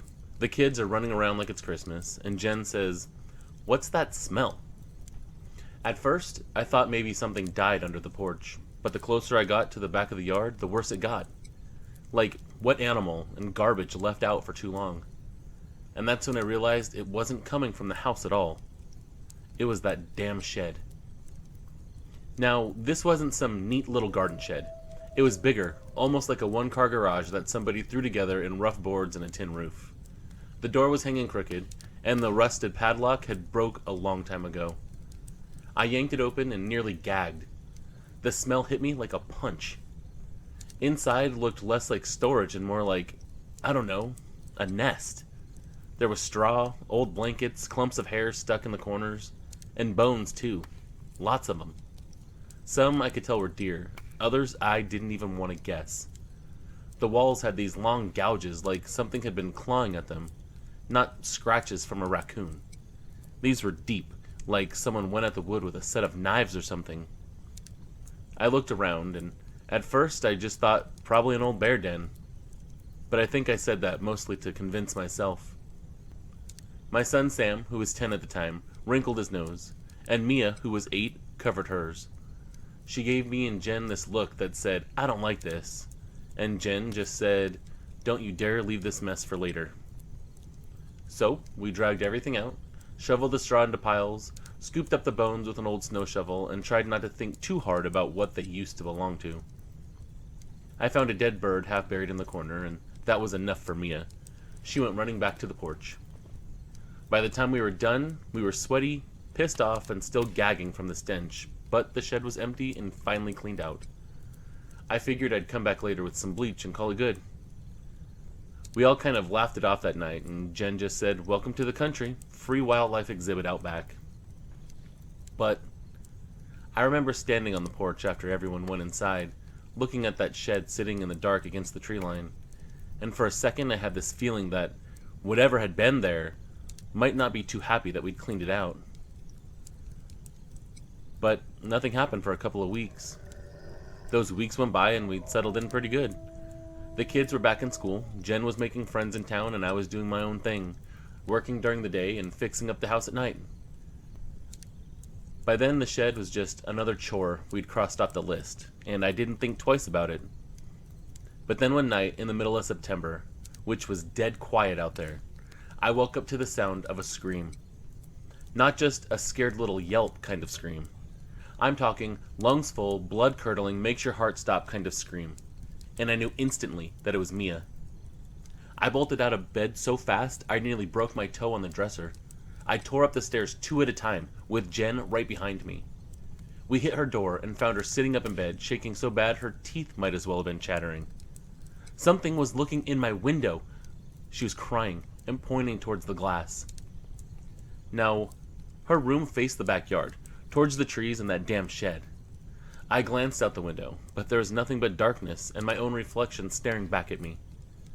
I tried to calm her down, saying maybe it was just a dream or the shadows of a tree branch or something like that. But she screamed hysterically. No, it was real. It was huge. It had a face like a wolf, with glowing eyes. It was right there, Daddy, looking in at me. That stopped me cold. Because you see, she was on the second floor, for God's sakes. What would have even been peering in? No wolf, no coyote, hell, not even a black bear could have gotten up there and looked through the window the way that she said it did. I glanced at Jen and saw the same thought flicker across her face, but neither of us said anything out loud. Not then, at least. We just sat down on the edge of Mia's bed and wrapped my arms around her, saying, "You're safe. Nothing's gonna hurt you here. You got me, and you got your mom. We'll keep watch." Then Sam wandered in, rubbing his eyes and muttering, "What's going on?"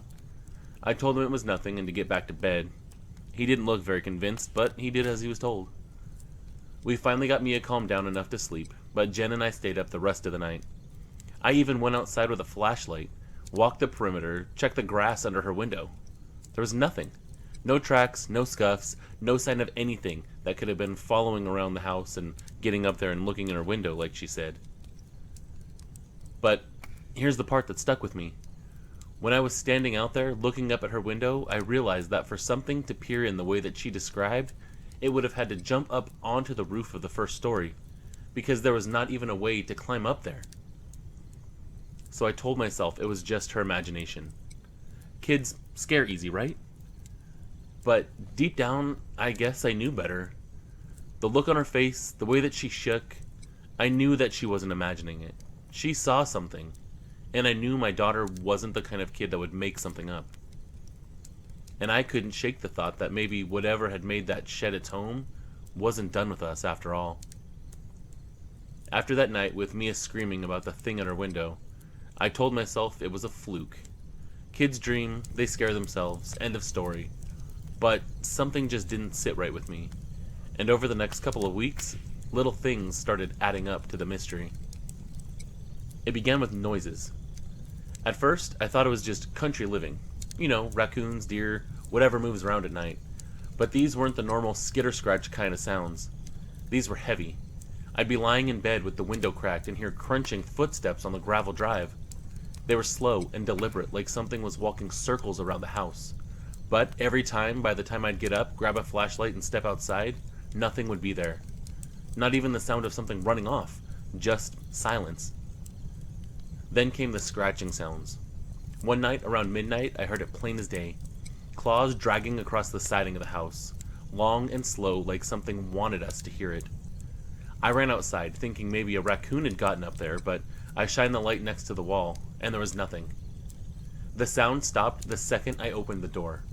And the next morning when I checked, I'll be damned if there weren't faint gouges in the paint, but too high up for any small animal. And I knew that they weren't there the day before. After that, the smell showed up. Sometimes when I'd step outside for a smoke, the air would carry this stench, like rotting meat or wild animals, but times 10. It wasn't constant, and not everywhere, but in pockets, especially near the shed or the back tree line. And it was strong enough to make me gag once, and you know what? I'm not the gagging type. We ended up getting a dog about a month in, a mutt from a local shelter. I figured it would make the kids feel safer after Mia's scare. He was this big, friendly, goofy guy, a shepherd mix that we named Bobo. But he wanted nothing to do with the woods. The first night I took him out to do his business, he froze at the edge of the yard, growling low, ears flat. Every time after that, he'd do the same thing, stare into the tree line, hackles up, whining until I dragged him back inside, or he'd had enough and dragged me back inside. It was like he knew that something was out there, and it was something that didn't belong, or something that was dangerous. And then there were my smoke breaks. Late nights, after everyone went to bed, I'd step out on the porch with a cigarette, just me and the dark. And at first it was peaceful, the kind of quiet you can't get in the city. But soon enough, it stopped feeling peaceful. I'd light up, take a drag, and get this crawling sensation on my skin like eyes were on me. Sometimes I'd even catch movement in the trees. Just a shadow slipping between the trunks, never clear, but enough to make me put the smoke out early and head inside. I didn't tell Jen or the kids about that. There was no point in scaring them more, and they never went outside at dark anyway. But I'll be honest with you, every night that passed, I felt less like a man smoking on his porch and more like prey standing in a spotlight. And then, one night in October, after everyone was asleep, I was out back like usual, cigarette glowing in the dark. The first thing I noticed was the silence. You know, out here you get used to the rhythm. Crickets, frogs, owls, creatures chittering, bugs doing their thing. It's never quiet. The night is a very busy time for wildlife. But that night, nothing. Dead still. Every animal had gone on vacation. Even the dog didn't follow me out. He stayed in the corner by the couch, ears flat, whining under his breath. Not so much a guard dog, huh? But at least maybe some kind of early warning system. I took a drag and told myself it was nothing. But then I heard a noise. Snap. Not a twig, not some squirrel darting off or a deer walking by. This was heavy, like a thick branch cracking because something heavy had stepped on it. It came from the tree line, just past the shed. I froze, cigarette shaking between my fingers, eyes locked on the dark walls of trees. And then another snap. And then that smell hit me. Same as before, only worse. Wet fur, old rot, and something metallic. Like old blood. It rolled across the yard like a fog, and it made my stomach turn. And then, this creature that I hardly have words for, stepped out. At first, my brain didn't want to believe what I was seeing. It looked like a wolf, but not really. It was standing on two legs, and far taller than me, by a good few feet. It was covered in thick, dark fur, black, I believe, and it caught the porch light just enough for the ends to shine. Its shoulders were massive. Its chest made these heaving breaths like a man, but its arms were too long to be natural, and ended in hands that looked like a raccoon. It had a canine's head for sure, but stretched, broader, thicker muzzle. Everything about the head was just exaggerated. The teeth flashed as it opened its mouth in a low, rumbling growl that rattled my chest. The eyes were the worst part in my opinion, though. They were glowing yellow, not like a reflection, not like anything that we discussed like that, but like there was something alive burning inside of them, like they illuminated their own light. And I know that sounds weird and very paranormal, but we're also talking about some type of werewolf creature that was stepping out of the woods and stalking me, so maybe normal just gets thrown out of the window as soon as you start discussing these creatures. And no, to answer your question, they weren't dumb animal eyes. They were intelligent, studying me. You asked how I responded to it? Well, I couldn't move. I was shocked to my core at what I was looking at. My cigarette was still trembling between my fingers, and I'm sure the ash was spilling down my jacket like I was some kind of doofus. Every instinct in my body screamed to run, but I couldn't.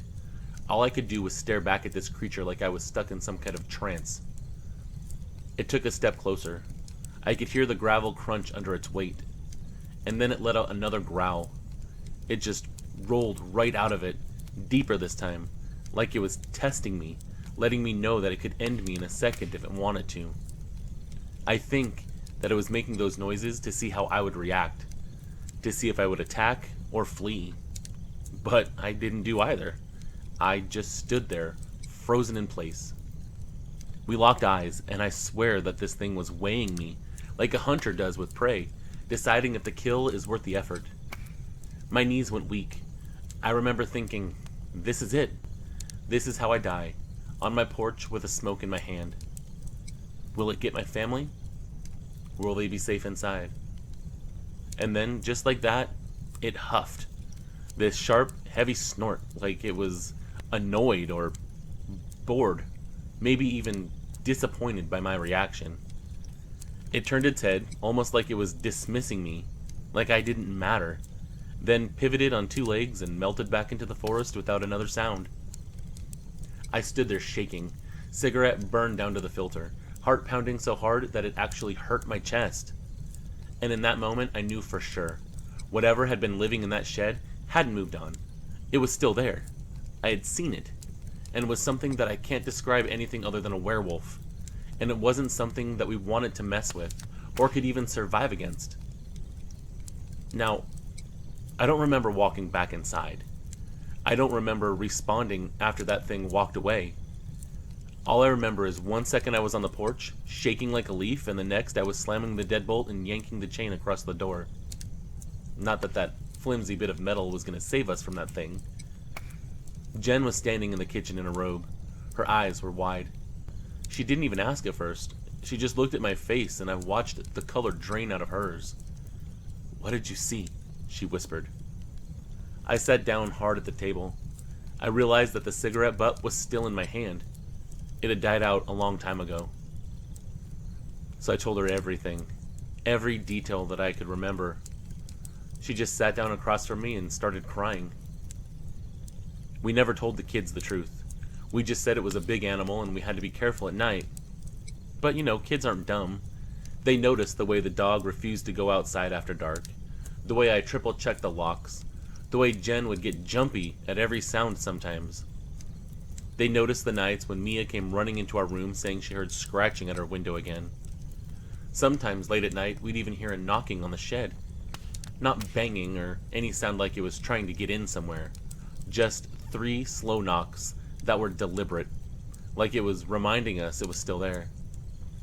Other times, Sam said when he looked out the window, he could see glowing eyes in the tree line, staring at the house. We stuck it out through the winter, but by spring we'd had enough. We packed up and moved closer to Sudbury, into a small neighborhood with streetlights and neighbors right across the road. And let me tell you, the city noise never sounded so good. But here's the thing, man. I never forgot that night. None of us did, even now, years later. I won't step outside after dark without a floodlight and something heavy in my hands, even in the cityscape that I'm in now. Because once you've seen something like that, once you've felt it watching you and measuring you, you can't go back to just pretending the woods are trees and shadows and nothing else. We cleaned out that shed like it was ours, but it wasn't. Whatever lived there before us, well, it never really left. And I got the very strong indication from that creature that it had claimed that territory as its own. And when something like that is right in front of you, you take those threats seriously. Thanks for listening to this. I really appreciate it. Charles.